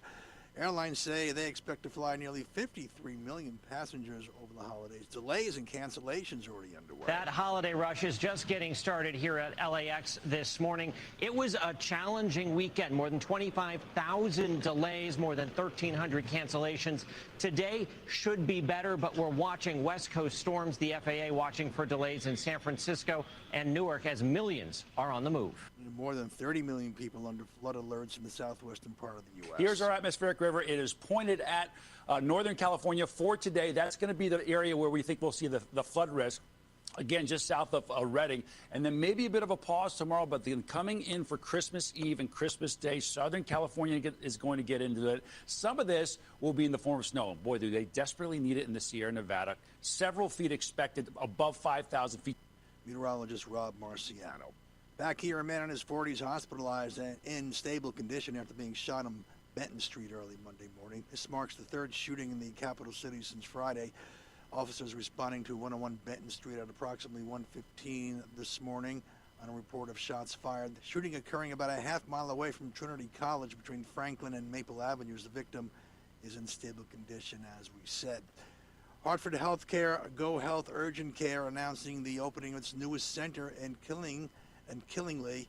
The healthcare system is calling it an important step in expanding convenient, affordable, and patient-centered care options for residents in Northeast Connecticut. Barry Manilow announcing he has lung cancer. The 82-year-old singer-songwriter says he will undergo surgery and MRI, discovering a cancerous spot on his left lung. Powerball jackpot for tonight's drawing is now an estimated $1.6 billion. Well, how charitable will you be as the year comes to an end? Most Americans don't plan any year-end charitable giving. That's according to a new Associated Press NORC poll. It found that about half of U.S. adults have already made their charitable contributions for 2025. Nearly 20% said they've already donated this year and plan to do so again before 2026 arrives. Jim Krasula reporting. College football playoff quarterfinals are set following a quartet of first-round games this past weekend. Miami upsetting Texas A&M Saturday and will open the quarterfinals on New Year's Eve against Ohio State. The winner there will take on the winner of Ole Miss versus Georgia, who meet on New Year's Day. The other quarterfinal matchup on New Year's Day featuring Oregon against Texas Tech and top-seeded Indiana versus Alabama, who upset Oklahoma Friday night. For more, here's Ralph Russo. Both Miami and Alabama won road games, and that had never happened before in the playoff. I was most impressed by Miami. It's a program that hasn't won a national championship in 25 years, has been a little out in the wilderness, played a really impressive defensive game against a tough SEC team in Texas A&M in a very hostile environment. Russo is a senior writer for The Athletic. Monday Night Football, Colts and 49ers. 36 degrees, mostly clear in Hartford. Reese on the Radio continues next. I'm Bob Brown, WTIC 1080 News. Men, all the time. A man comes in to get his erectile dysfunction treated, and very soon thereafter, he tells us that his relationship has come back to life. This is Dale for Northeast Men's Health, and you should know that ED doesn't affect just you. It also often affects your partner. They can feel undesired, unwanted. They may even feel like you don't love them anymore. At Northeast Men's Health, we've successfully treated tens of thousands of men for ED with protocols that have success rates well over 90%. Which means if you're like most men, we can get you back to the guy you used to be. You could even last up to an hour or more and find you're performing like you haven't in years. So call us today and give your partner the gift of renewed love. Your first visit is only $99 and includes blood work, a medical consult, and if medically advised, a test dose. And if that test dose doesn't work in the office, your visit is free. Call 800-930-5956. That's 800-5956. Or go to northeastmenshealth.com. We have 6 offices across the Northeast to serve you. Northeast Men's Health, a Promedic restorative health practice. The hour that packs a punch. It's Reese on the Radio on WTIC News Talk 1080. As we are back, it's Reese on the Radio. It's a little crowded in here now because I have these two very, very large, giant-like men because they are giants in their industry. They will be joining me in a minute to talk about who they are and what they do. The guy all the way on my far left is Todd. The one closest to me is Raul. I'm not going to lie, Raul, you look like a guy who used to run a South American country. Were you ever a president of... Raul Parera. That's like President Parera. Different last of name. San Labos. like the president Okay. of... You look very dignified. Right. I wouldn't be here. I'm looking at you as like, for some odd reason, I know that there's a guy who got a pardon under your name. Just come on, tell the truth. All right, seriously. I'm kidding. These gentlemen, they are both... These both are with Mitsubishi Power Aero. They're going to talk about some amazing things that they're doing, and of course, the work that they're doing here with the Salvation Army. I'm very excited to talk to both of you because you are in an industry that I know nothing about, but I'm still fascinated about because of how you folks help people in need with your engines. We'll get into all of that in a little bit, so thank you for coming by and talking to me, somebody who nobody knows yet, but they will. They'll know me. But you guys are going to sort of walk me through exactly what you do. I'm a very curious individual. Awesome. My wife will say her husband knows nothing, but at least he's willing to learn. So I'm hoping that you guys will teach me what you do and how important it is what you do, because I've already got sort of a taste of how important you guys are to not only the folks at Salvation Army, but pretty much as a company, as it were. So thank you. I appreciate that. We'll get to your story in a minute, and then we'll find out which South American country you did actually run. All right. I know you did. Sworn in secrecy. Yeah, of course he is. I'm not saying that you're like a Manuel Noriega type guy, and I'm just saying, like a benevolent king. But are there any of those down there? Or? I don't know. I have no idea. Well, we'll get to all of that in a little bit, so stand by. Mark Christopher is out, so we've got Tom O'Hanlon filling in for the holiday week. He is in the BPS Traffic Center. I'm Tom O'Hanlon from the BPS Lawyers Traffic Center. 84 is still busy from Route 2 over to and across the river into Hartford, and then on the westbound side, it continues to be pretty slow through downtown. On the eastbound side of 84, stop-and-go traffic up into the area right through the middle of West Hartford, and then as you get closer to Hartford, through Frog Hollow and vicinity, we're seeing the brake lights. And if you're heading down 91, that's pretty busy just below 291 down through North Meadows, with more brake lights heading down into Hartford. On Route 2, getting up into 84, it's better than it was. Still a bit of lingering traffic there. On the eastbound side of 2, a little better than it was there, too. Right as you're approaching Route 3, that earlier police activity looks like it's gone. 3 is going to be relatively slow as you're approaching Route 2. And they got rid of a crash southbound on 95 in New Haven, but still plenty of traffic there in both directions. Traffic and weather together on the 8th. WTIC News Talk 1080. WTIC weather. The increasing cloudiness tonight, low 27. Snow arriving toward daybreak. Be prepared for slippery roads for the morning commute. Snow continue much of the day tomorrow, accumulating anywhere from a covering to as much as an inch or two. High at 35. The lingering snow or mixed snow and rain tomorrow evening could end up as a little freezing drizzle. Low tomorrow night 32, right at the freezing mark. Windy on Wednesday, some clouds followed by sunshine at a high of 41. It's now 31 degrees in Plymouth. It's 34 in Windsor and 35 in Hartford. This is meteorologist Bob Larson of the WTIC Weather Center. This holiday season, give the gift of fun at Stadium 15. Buy a $50 gift card, get $10 free. $100 gets you $20, or $150 gets you $30. Plus, every gift card purchase in person comes with a free simulator hour or purchase online at StadiumXV.com. Stop by today, only at Stadium 15.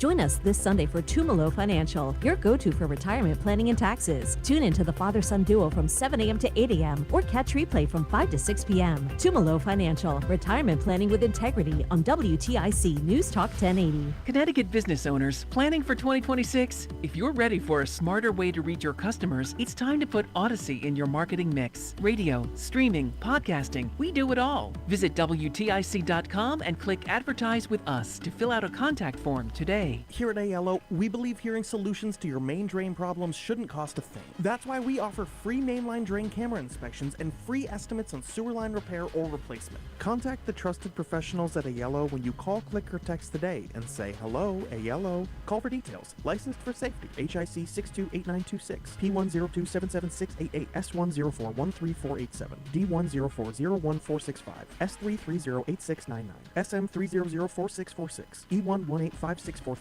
Is your loved one in a hospital, rehab center, or assisted living facility? Right at Home is a non-medical home care agency that can provide a COVID-vaccinated caregiver selected specifically for your loved one. Spot checked periodically by a field staff home care supervisor to ensure the quality of care and the peace of mind you expect and deserve. Right at Home, the caregivers for the right services with the right approach for all the right reasons. Call 860-436-9757. Remember, you do have a choice in home care. We all hear ads about the IRS. They tell you to be afraid, to be scared, and they try to frighten you into calling. I'm not here to do that. Tax Relief Advocates is different. TRA is here to tell you that if you owe money to the IRS, whether it's $5,000, $50,000, or $500,000, we have a solution. It doesn't matter if you're sitting in your car, at work, or with your kids. No matter where you are, call now. 800-575-9834. Don't lose hope. TRA can eliminate or reduce what you owe to the IRS.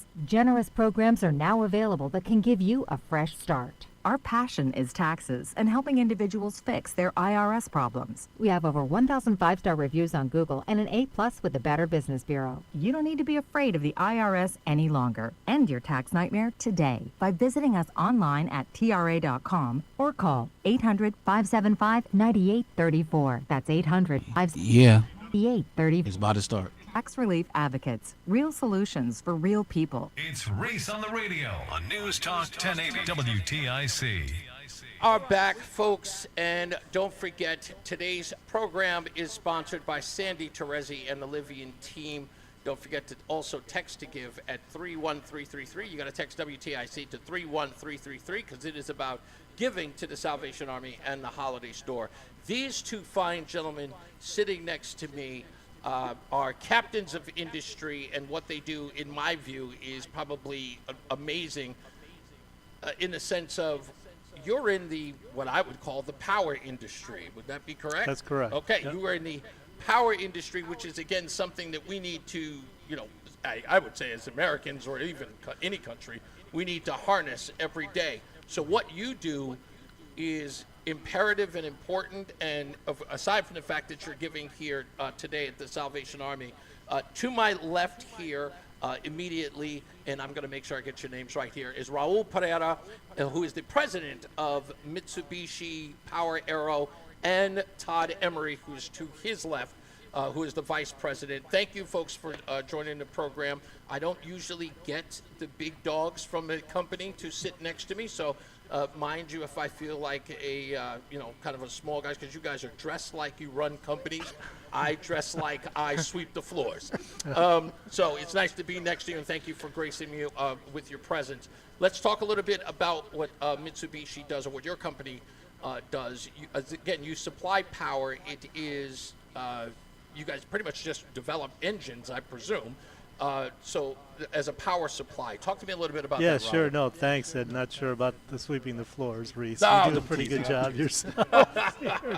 But yeah, what we do is you described it well. We're in the power generation business, right? And so we take gas turbine technology. In our case, we take aeroderivative jet engines that you might see hanging under the wing of an airplane, and we industrialize those. Our technology, we used to be part of Pratt Whitney. Right. Mitsubishi acquired our division about 12 years ago. Wow. And so we still use Pratt Whitney technology, but we also engineer the package. So we industrialize that package, Simply put, we connect a big generator to it, and then that produces power.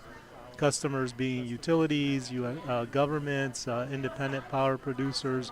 Like you said, I'm so proud of what we do because we provide electricity, and even just to be able to sit here and do what we're doing, you need that. Talk to me a little bit about what you guys do in the relief area, because to be honest, I want to kind of keep it aligned with what the folks at Salvation Army do, and they help folks in need.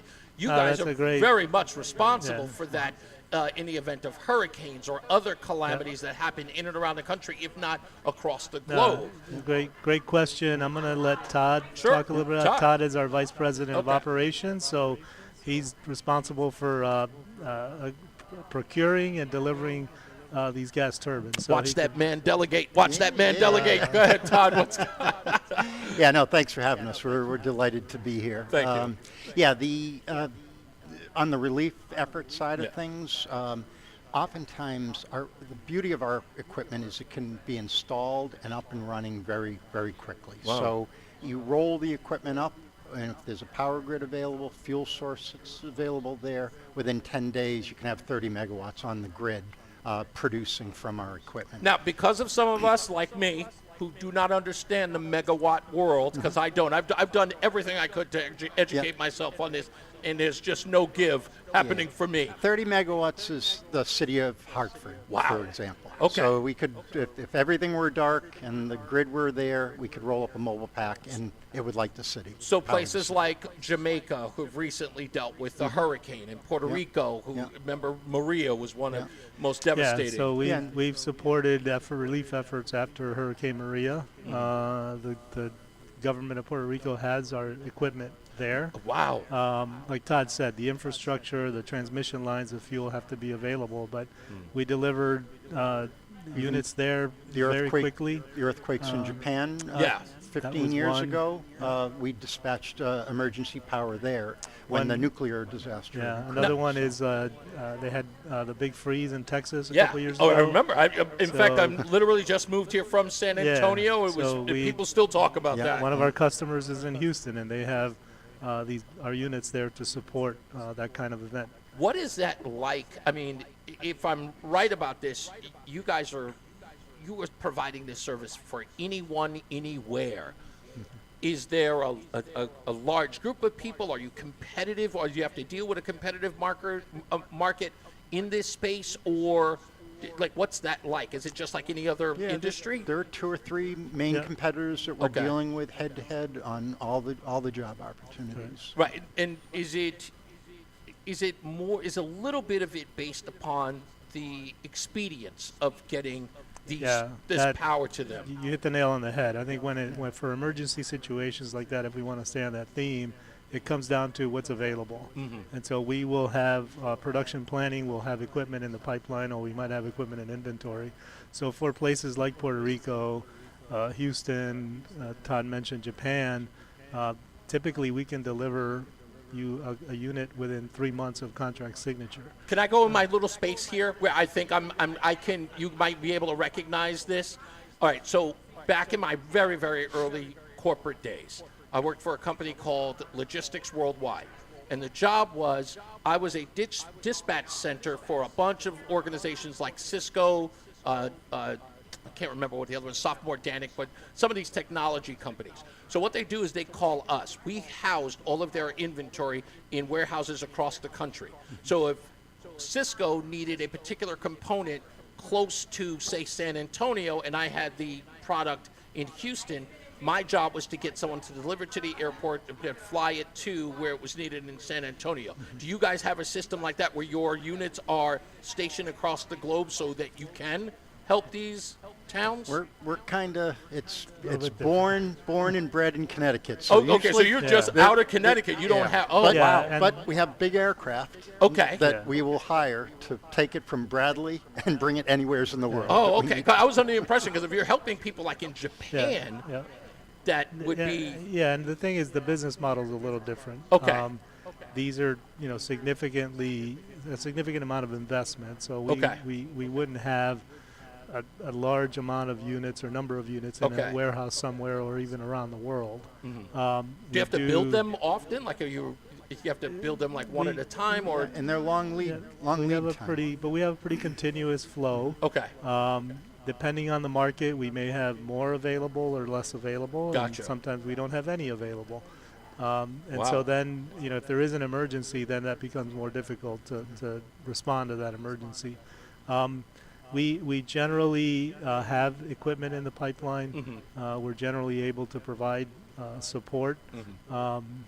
But I hate to say it depends, but it does depend. Yeah, no, I would imagine, because I'm thinking but that it's not like we have units in warehouses all over the Right. world ready to dispatch. Would that be ideal? Because would it help? If you have a really big check and wallet, you could come be our partner and help us do that. I'm just saying. Well, the reason I don't think TIC pays you that. No. God bless them, but no, they don't. No, the reason why I was thinking that is because of the range. I was just thinking, if you're servicing clients in Japan, I mean Puerto Rico, Jamaica, and they're all coming out of Bradley, that's just incredible. No, it's not atypical. Todd mentioned the other competitors, kind of a similar model. Right. Is it a new industry, if I may ask? Is it relatively? No. Okay. It's late I think 60s. it was born in like 1960s, 61. Really born here at Pratt and a little bit with one of our other competitors.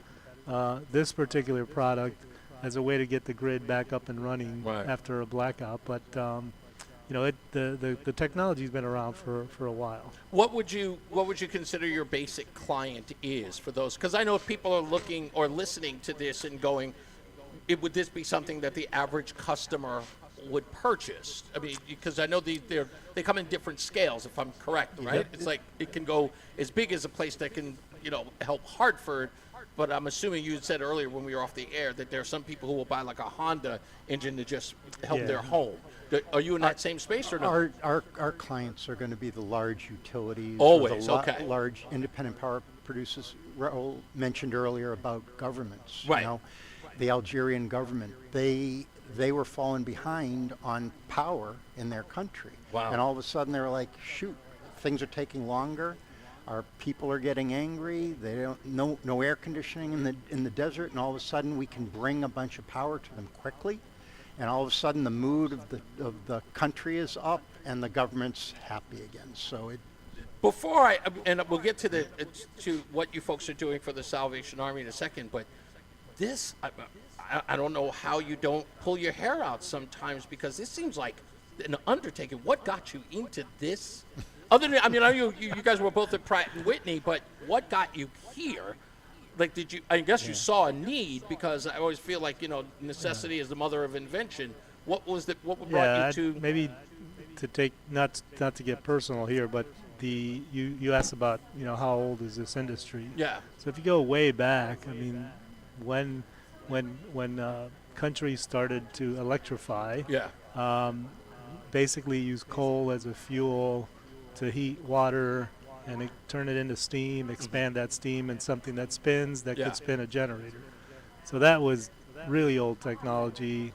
That's still around.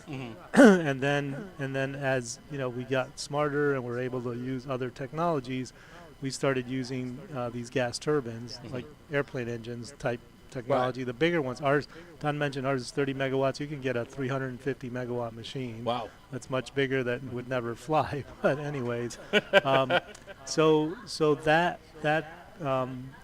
technology's been around for a long time. Right. Clean and efficient. It's cleaner, right? It burns natural gas or it combusts natural gas. There's hydro, so there's all kinds of different ways just to get something rotating so that it generates electricity. For me, I'm an engineer by degree. Did that for a while, got into sales, and then just kind of progressed up the company to where, our company, if you go back and connect the dots to Pratt, we were basically founded in 1961. So we've been around for over 60 years. Okay, so you guys knew that this wasn't niche. There was a real need there. Yeah. Todd, real quick, would you are these units interchangeable? Like once they go to a city, they stay there, or? Yeah, the maintenance is really easy on our equipment. So when we sell turbines to a client, they'll go for a scheduled few years before any maintenance is required. Then the beautiful thing about these is give yourself 3 days. We can take out the exhausted engine and put in a spare engine, and the unit's back up and running. So yeah, it's a very fast you asked turnaround. about moving. Todd mentioned Algeria. They are very mobile. That's what we call them. And I just forgot, but it's either 1 or 1.5 times the circumference of the Earth. All of our units in Algeria have been moved the total of that distance. Wow. Yeah. I don't even know what to say to that. Customers, like, what am I supposed to say to that? That's impressive. And they have. I mean, Todd mentioned it. They've been put on Antonovs and flown somewhere. A lot of our customers do move them around. What are you flying them on? This is an Antonov that Raul was talking what about. the heck is it? It's the largest cargo plane in the world. Okay, bigger than a DC-10, I presume? Oh yeah. Okay. Yeah. All right. So and you can put 2 tractor trailer trucks in them. The front of the nose opens up, the tail opens up, and you just drive right through. So that's impressive. Yeah. Absolutely. So, folks, you've partnered with the Salvation Army. You've been a partner for how many years now?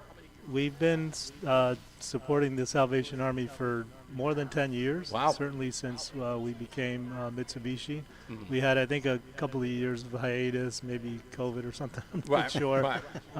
But no, one of the things that I like to do in the company is whenever we have either any employee event, we have our summer picnics, we have things that we do in the fall, we have this holiday festivities that are going on now. I like to be able to say I like giving back to the community, and I encourage our employees to do so. So we invest time and effort into these activities, and so we just had our holiday party last week. Part of it is let's give back. Let's give back to people who are in need.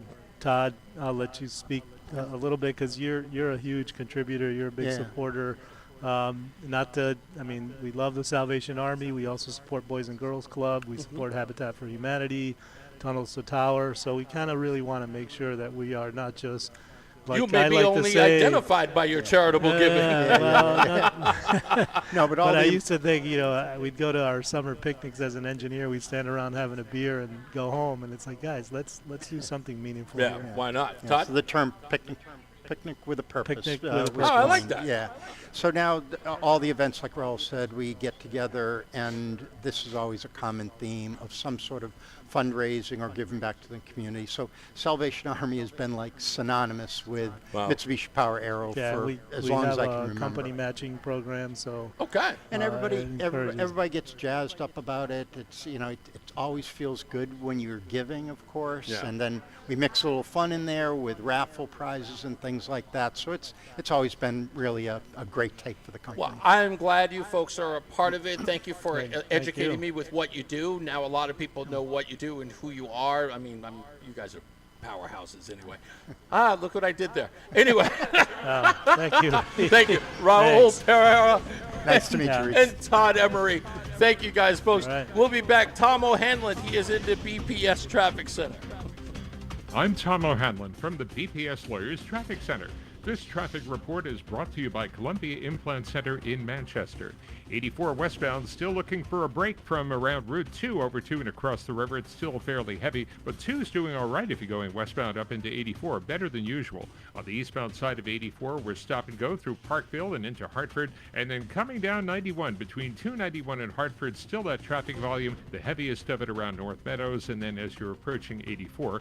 On Route 3, we're moving. Wilbur Cross is in decent shape. And in Berlin, 9 northbound has been slow, exit 34 to 37. Delays in New Haven on 91 northbound, exit 2 to 9. Stuck in traffic again? Don't waste another minute. Columbia Implant Center in Manchester gets you in and out fast, often in just one day. Open 7 days a week. Get your smile back now. Columbia Implant Center, ColumbiaImplantCenter.com. Traffic and weather together on the 8th. WTIC News Talk 1080. WTIC weather. Partly cloudy the remainder of today and breezy at times, a high in the upper 30s. Increasing cloudiness tonight, low 27. A bit of snow arriving toward dawn and continuing during the day tomorrow, accumulating and coating to an inch or so. Roads and sidewalks can be slippery during the morning commute. High tomorrow afternoon, 35, when most main roads will become wet. Some leftover wet snow mixed with rain tomorrow evening. Little or no additional accumulation. Mostly cloudy tomorrow night. It become breezy late at night with 32. Windy on Wednesday, some clouds followed by sunshine. And a high of 41 for Christmas Day. Clouds giving way to some sun and a high temperature of 43. Cloudy, colder weather on Friday, and there could be some snow in the afternoon and at night. Friday's high 26, dropping to a low of 20 Friday night. Leftover snow flurries can linger into Saturday morning. Mostly cloudy on Saturday with a high temperature of 29 degrees. Remaining cloudy on Sunday, perhaps some rain in the afternoon, high 40. I'm Bob Larson of the WTIC Weather Center. And now, a WTIC news update. 34 degrees, mostly clear at 5:30. Good afternoon. I'm Bob Brown, WTIC 1080 News. As you just heard, snow is on the way. Could see as much as 3 inches of snow in Connecticut. The forecast coming up. Kilmar Abreu Garcia remains a free man after a hearing at a Maryland courtroom this afternoon. He was mistakenly deported by the Trump administration in March. Kansas City Chiefs are crossing state lines. A team announcing their intention to move from their current home in Missouri to Kansas by 2031. Team entering into the agreement today. Tyson Foods is closing its beef plant in Lexington, Nebraska, laying off 3,200 workers next month. Google's need for energy to power its AI data centers is getting a major boost with the acquisition of data center and energy infrastructure firm Intersect for more than $4.7 billion. Heavy rain and flash flooding have soaked roads in Northern California, leading to water rescues and at least one confirmed death. Americans are on the move trying to beat the holiday rush. AAA expecting more than $122 million to travel at least 50 miles between now and New Year's. Airlines say they expect to fly nearly 53 million passengers over the holidays. Powerball jackpot, for tonight's drawing is now an estimated $1.6 billion. 34 degrees, mostly clear skies in Hartford. Snow is on the way towards dawn, as much as 3 inches in spots. Make sure to keep it on WTIC tomorrow morning for the latest on the snow. Reese on the Radio continues next. For more on these and other stories, go to WTIC.com. I'm Bob Brown, WTIC 1080 News. Wesley Financial Group is not a law firm. Ask yourself this question. Is it really worth holding on to that timeshare that you know you need to get rid of? Here's the truth. The average maintenance fee just went up over 17%. That could have been 117%. And there's nothing you can do about it. When you buy a timeshare, you give them a blank check for annual maintenance and assessment fees. I'm Chuck McDowell, founder of Wesley Financial Group. For 15 years, I've helped over 50,000 families cancel their timeshare. Not sell it, not transfer it, cancel it. Did you buy a timeshare because they told you it was a great investment and your maintenance fees would never go up? That's a lie. Are you ready to get rid of your timeshare once and for all? Simply call us and I'll send you our timeshare exit kit that explains all your options for cancellation. Call Wesley now for your timeshare exit kit. 800-822-1490. That's 800-822-1490. 800-822-1490. One minute. I'm Chuck McDowell, founder of Wesley Financial Group. Did you buy a timeshare because they told you it was a great investment? That's a lie. Most timeshares can be bought online for $1. To find out what your timeshare is worth and to cancel it, call us today and we'll send you our timeshare exit kit free with all your options for cancellation. Call Wesley for your free exit info guide. 800-941-2255. That's 800-941-2255. I'm Ed Evans, CEO of Consumer Cellular. No, we're not one of the big guys. Truth is, we don't want to be. If you're over 50, Big Wireless probably has you paying for more data than you might need. You could be throwing away thousands over a lifetime. Our entry-level data plans start at just $20 a month. And for a limited time, switch. Free. Call 1-888-FREEDOM, visit consumercellular.com or a store near you and get your second month free today. Plans include $5 credit for auto pay and e-billing. See site for additional details. The Odyssey app lets you jump back to the moments you missed from WTIC NewsTalk 1080. Download the free Odyssey app, search WTIC NewsTalk 1080, and tap earlier today to get started. Make sure that you download that Odyssey app or just go to WTIC.com so you never miss a moment of Reese on the Radio or any of our programming here on WTIC. I just got a great question. inside the chat room. Maybe Stephanie, who's standing over on the side, can whisper it to me. Somebody asked, why did WTIC move from downtown to Farmington? Stephanie, you want to nod and say, why did we move? We just got a bigger building? We just got a better building? A bigger and better building. Yes. I got another question yeah, for you, bigger, Steph. better, and that's when we joined forces with WRC, ZMX. Yeah. So we had to combine somewhere. Yes. Stephanie, since you're here, I figured it was a great time to ask you, so what was radio like 100 years ago? There was a lot of knobs and buttons back then. Still to this day, I'm going to think this week got to be one of the most ridiculous questions ever asked to a person I've ever met in my life. Also, I want to give a thank you and a bell ring, an anonymous fee. I told you, I can't do it. You trash. I'm trash at this bell ringing. An anonymous donation. That's not bad. That one's not bad. I'm trying really, really hard to do this. This is going to. It's just not going to happen. We're going to send you away to a Salvation Army bell ringing. Yeah. Why not? Doing the most good. One of the good things they can do is teach me how to ring a bell. Send you to ringing bell boot camp. Also, you can still donate right now. Go to text WTIC to 31333. Text WTIC to 31333. You can donate there. Anything over $100 gets matched, and help us raise the ante to get Joey here to We got like 25 minutes. Can we get $1,200? Is it only 25 minutes like left? Two people donate $600. Don't forget tomorrow, speaking of, end of the show, we'll be at Avon Old Farms Hotel tomorrow at this time. So if you couldn't get over here on this side of the bridge, the river, I should say, you can see us on the other side of the river over at Avon Farms. Now, that's the last day Reese on the Radio will be broadcasting there, and then we're off on... All Christmas Eve, we will be there. Brian will be there. Okay. You're more than welcome well, to I stop will be by. there Christmas Eve in the morning. It's a cacophony of craziness, I like to call it. I will be there and because we're broadcasting till noon. Yep. Okay, Brian and company will be there till noon. Reese on the Radio will be there. I might bring the apple pie that you guys also crave. By the way, that's a euphemism for Roseanne. Okay. She will be there at the show. Matt should be there later in the morning, too. That's right. Matt should be there. And, in fact, we should probably get all of the WTIC folks out there for the last broadcast on Christmas Eve. So, please come on out there and join us. I'll be there. I'll try to get there. And, of course, I will bring Roseanne as well. We'll come out. We'll hang out. We'll eat. We'll talk. We will be merry. We will celebrate Christmas with all of you. So, I hope that you'll join us there. So, stand by for that. When we come back, we'll wrap this puppy up with other tales of yore from Reese on the Radio. In fact, when we get back, I'm going to tell you the greatest Christmas story ever told. You don't want to miss it. This story is fun, it's informative, and it also makes me look like a complete knucklehead. This is why you're going to love this story. And the moral, I will tell you before I tell the story, never eat a stranger's food. That's all I can tell you. Stand by. Slick Rick told me that, too. What's that? Slick Rick told me that.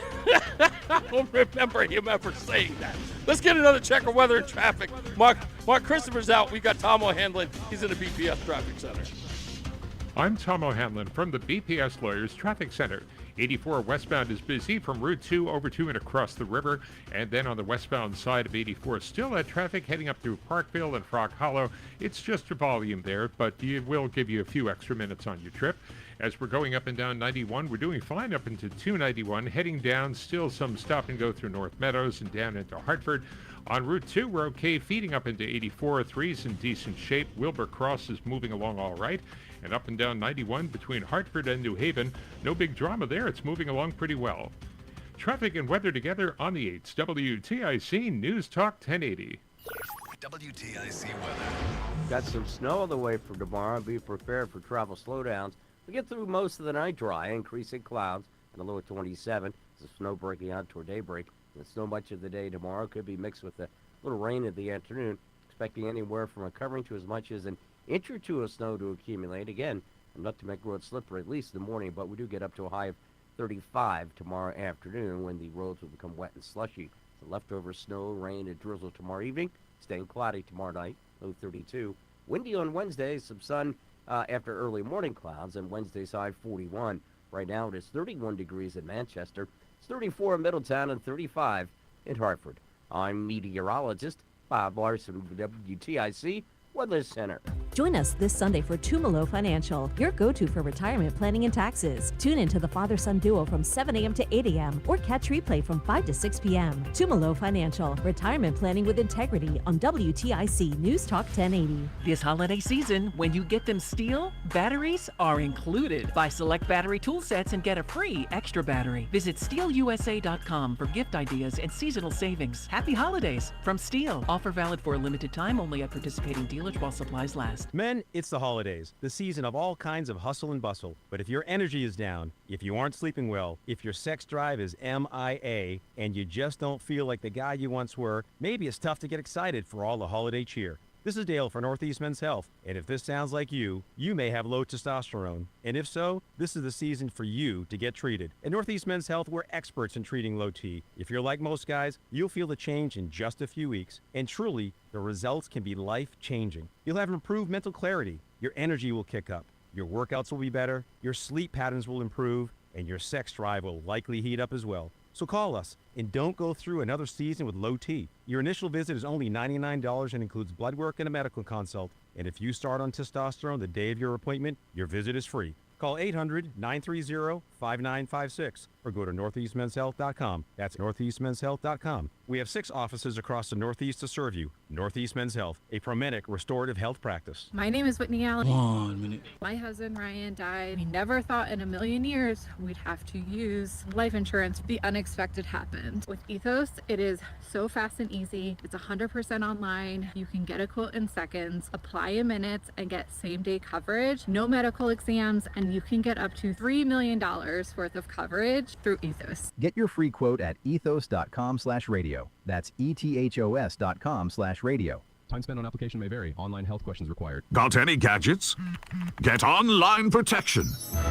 NordVPN has a ho-ho holiday deal just for you. Secure up to 10 devices with a single account. NordVPN's Threat Protection Pro feature helps you avoid malware, phishing, and annoying trackers. Just a few taps and you're safer online. Let your gadgets sparkle with online security. Go to NordVPN.com. Here we go. 7% off plus 3 extra months. NordVPN. What's up, everybody? You know who it is. You know who it is. You know who it is. It's Reese on the Radio. Frederick Douglass of the 21st century.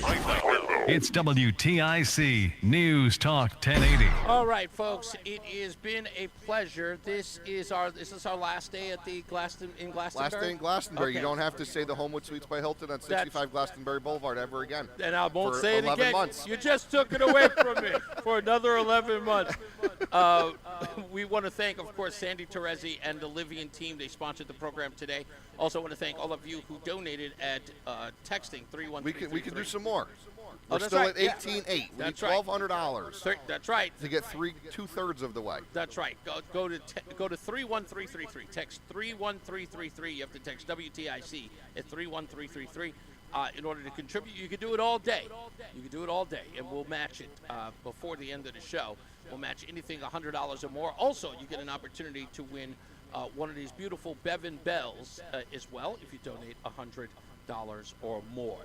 Also, I want to thank our guest today, Major Donald, who is here, Taylor Pratt, the program director for The Right Place, which is the Early Learning Center. Also, Susan Noviello showed up again. She runs the anti-human trafficking campaign at the Salvation Army. Also, David Griggs showed up, the president of Metro Hartford Alliance. He's actually going to be a regular guest, or at least returning guest on the show. We'll have him on. And last but not least, we want to thank Raul Peretta and Todd Emery from the Mitsubishi Power Aero for being our guest today before we wrap it up. Now, for the greatest Christmas story you ever heard. I feel like we need some background music. Nah. Trust me, tomorrow we are going to get another great Christmas story from David Sedaris titled, we do it every year. It is called 6 to 8 Black Men. Trust me, it is the best story you ever heard outside of the one I'm about to tell you. So should we set the scene? Like, was it snowing outside when this story happened? Like, give us the ambiance of when the story happened. Okay, so people, perfect. paint the picture visually through the radio. Absolutely. Okay, I was 16 years old, and it was Christmas Eve. And I was near the South Conduit, near Jamaica Airport. I was at a friend's home, well, the friend of a friend's home. And I wasn't really celebrating Christmas that year, but I was celebrating it with a close friend named Sophia Cashwell, who decided to take me to go visit her friend on Christmas. And I wasn't getting any gifts that year, except for one, an unexpected gift. An unexpected gift of chocolate-covered cherries. It was given to me by the guest's daughter named Nicole, who I knew growing up. And it wasn't that she was flirting with me or trying to sort of, give the gesture, or that, she wanted to be my girlfriend or anything. She was just saying Merry Christmas, and she spent her own cash and gave me chocolate-covered cherries. I didn't open them, but we had a great dinner, and Sophia and I took a cab so I can go back to her house where I would spend the night on her couch. And in the cab ride home, a man of Middle Eastern descent drove in the Lincoln Town Car, a car that I'd never driven in before, a luxurious car. I was very grateful to be in such a luxurious Lincoln Continental late model of that year, 1987. Usually you'd sit in the back of a livery cab, but because the car was so nice, I decided to sit up with the driver. And while I'm sitting up with the driver, I decided to open up my box of chocolate-covered cherries. And I started eating a few, as a teenager would. I had never eaten chocolate-covered cherries before. And so there I was, downing them one at a time. And because I was in the Christmas spirit, I said to the cab driver, which was stuffed mouth for, "Would you like one?" To which the Middle Eastern man looked at me and said, "Oh no, I will not. I have my own treat right here." And sitting in his little cup holder was a tin can. It's about the size of a Vienna sausage can. And inside the can, as he lifted up the lid, were these little pink sticks sitting inside. It looked like someone had taken a bunch of toothpicks and had broken them in 3 or 4 pieces, but it was a lot. And he would grab a few out with his fingertips, and he would put them in his mouth, like you would tobacco or snuff, whatever it is, that weird stuff that people would put in their mouth. And of course, I'm not thinking anything of it. I don't smoke.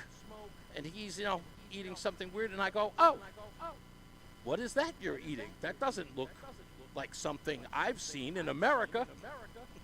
He says, "Oh, no, this is a treat from my home country." I don't know what country he lived in. It's not a part of the story. All I know was that it was a place I'd never heard of before, and definitely had never been. And there it was. He grabbed them, and he grabbed the tin, and he looked at me and said, "Would you like some?"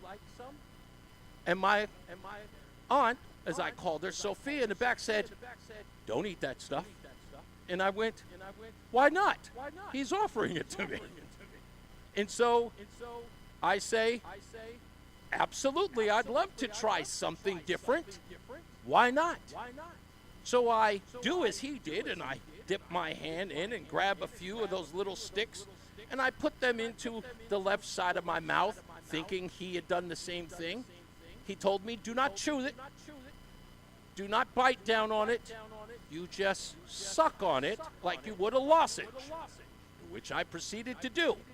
The taste was awful, I tell you. It was god-awful. It tasted like I was eating wood or bones. It was just bad. Finally, I said to the man, "It's got an interesting taste. What is it?" He proceeded to tell me what it was in his foreign language, which didn't help any. And I said, "Well, what are the ingredients?" He went on to tell me again in his foreign language, to which I got nothing from that. And then he tried to explain it to me in English.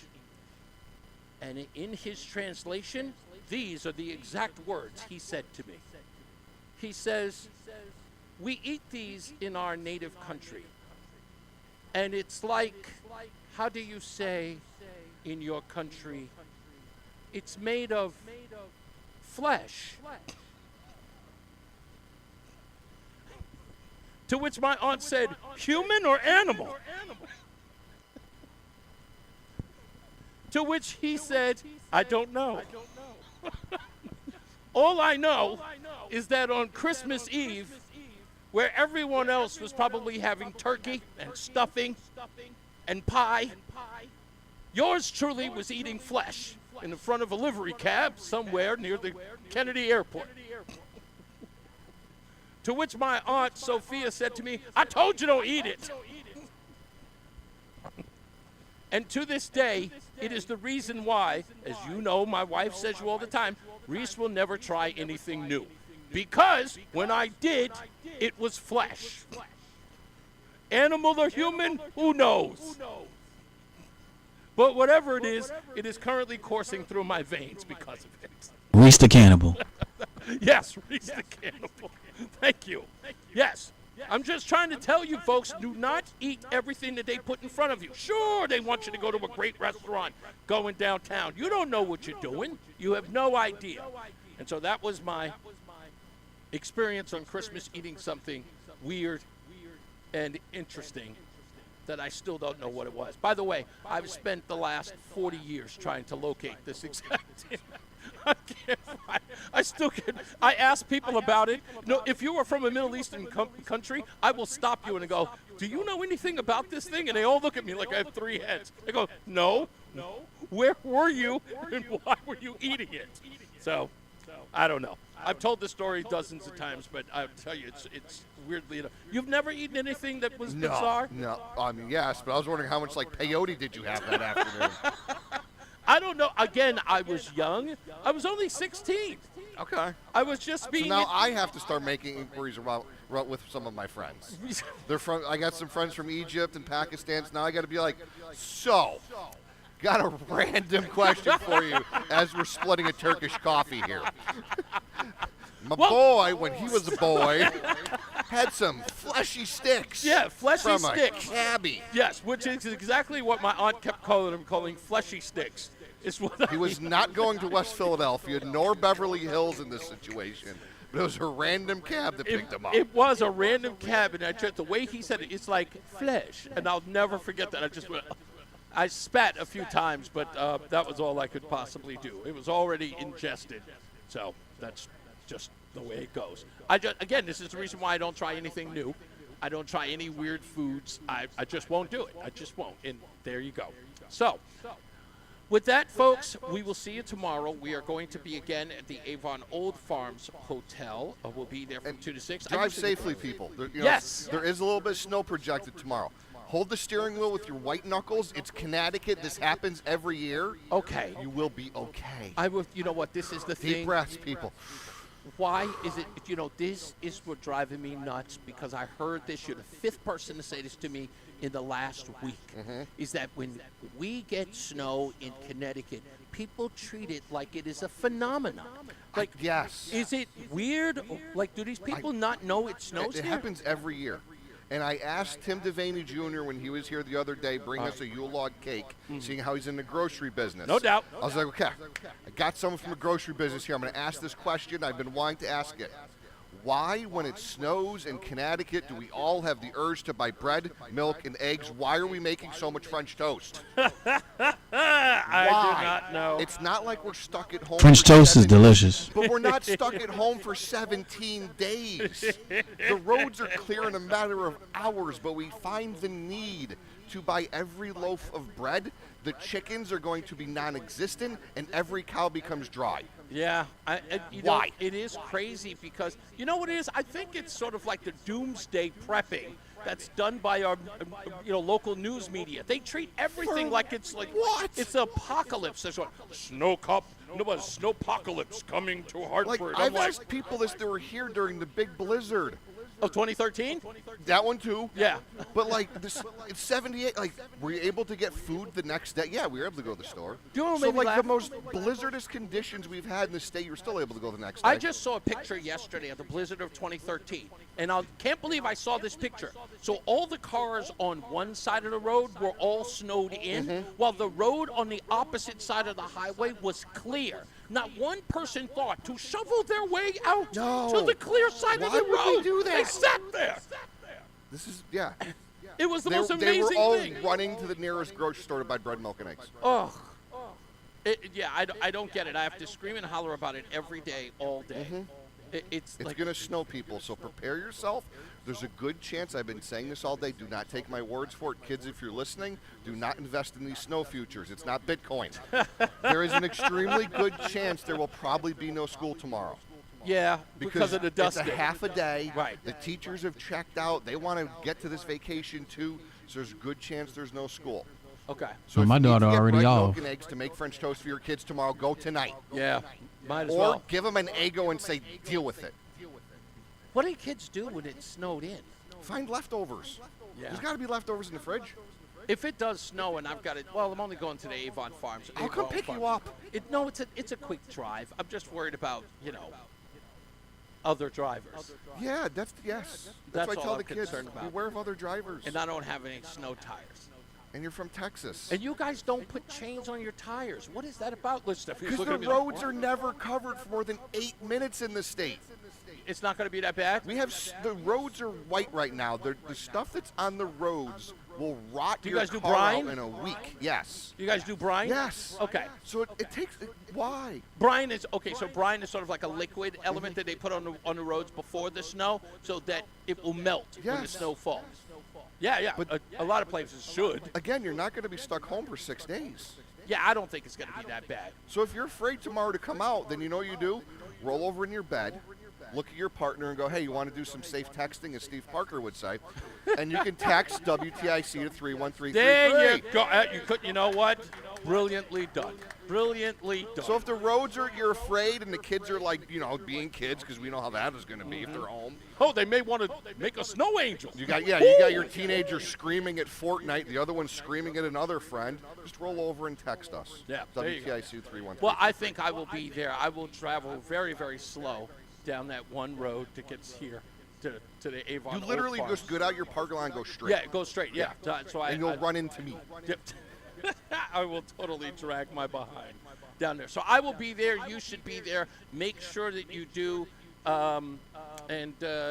Bring money or bring a check or just bring good cheer. We can appreciate some good cheer. Anything. I mean, if you know what, if you're home tomorrow with the kids, clear all the change in the house. Couch cushions, ottoman, nightstand, and bring them all to Reese tomorrow afternoon because this man loves pocket change. I love tell you, pocket I've change. never seen a man who wants pocket change more than him. It's so true because I can't stand pocket change. We should all give it away. Exactly. And don't forget, what did we have in Bristol? Was it Bristol that we found the gold coin? Yes. So you may be sitting on a gold coin. Bring it in. That's right. Yeah, so you can throw me in a lake. That's right. Exactly. So come tomorrow, text in front of me so I can put a face to the torture. Exactly. Gold coins, please show up. Anyway, we got to get up out of here. As I always say, radio is free, so we thank you for paying attention. Remember to keep JC in your hearts and in your minds. Remember, panic is not planning, so plan your work and work your plan. Me, I'm Reese on the Radio. I forgot Sean my Patrick, whole we moniker. love you. Sean Patrick, we love you. Thank you. Sean Patrick, we love you. We'll be back here tomorrow. I completely forgot my own send-off. Let's get to Tomo Hanlon. He is in the BPS Traffic Center getting you home. Good night, guys. I'm Tom O'Hanlon from the BPS Lawyers Traffic Center. On 84, we're looking at plenty of traffic on the eastbound side as you're working your way through the area right around Prospect Avenue, getting up into Parkville, then it eases up. A bit more traffic as you're approaching Hartford, but it is lighter than it was. On the westbound side of 84, still that traffic as you're approaching the river and crossing into All right. traffic waiting for you on the Hartford side.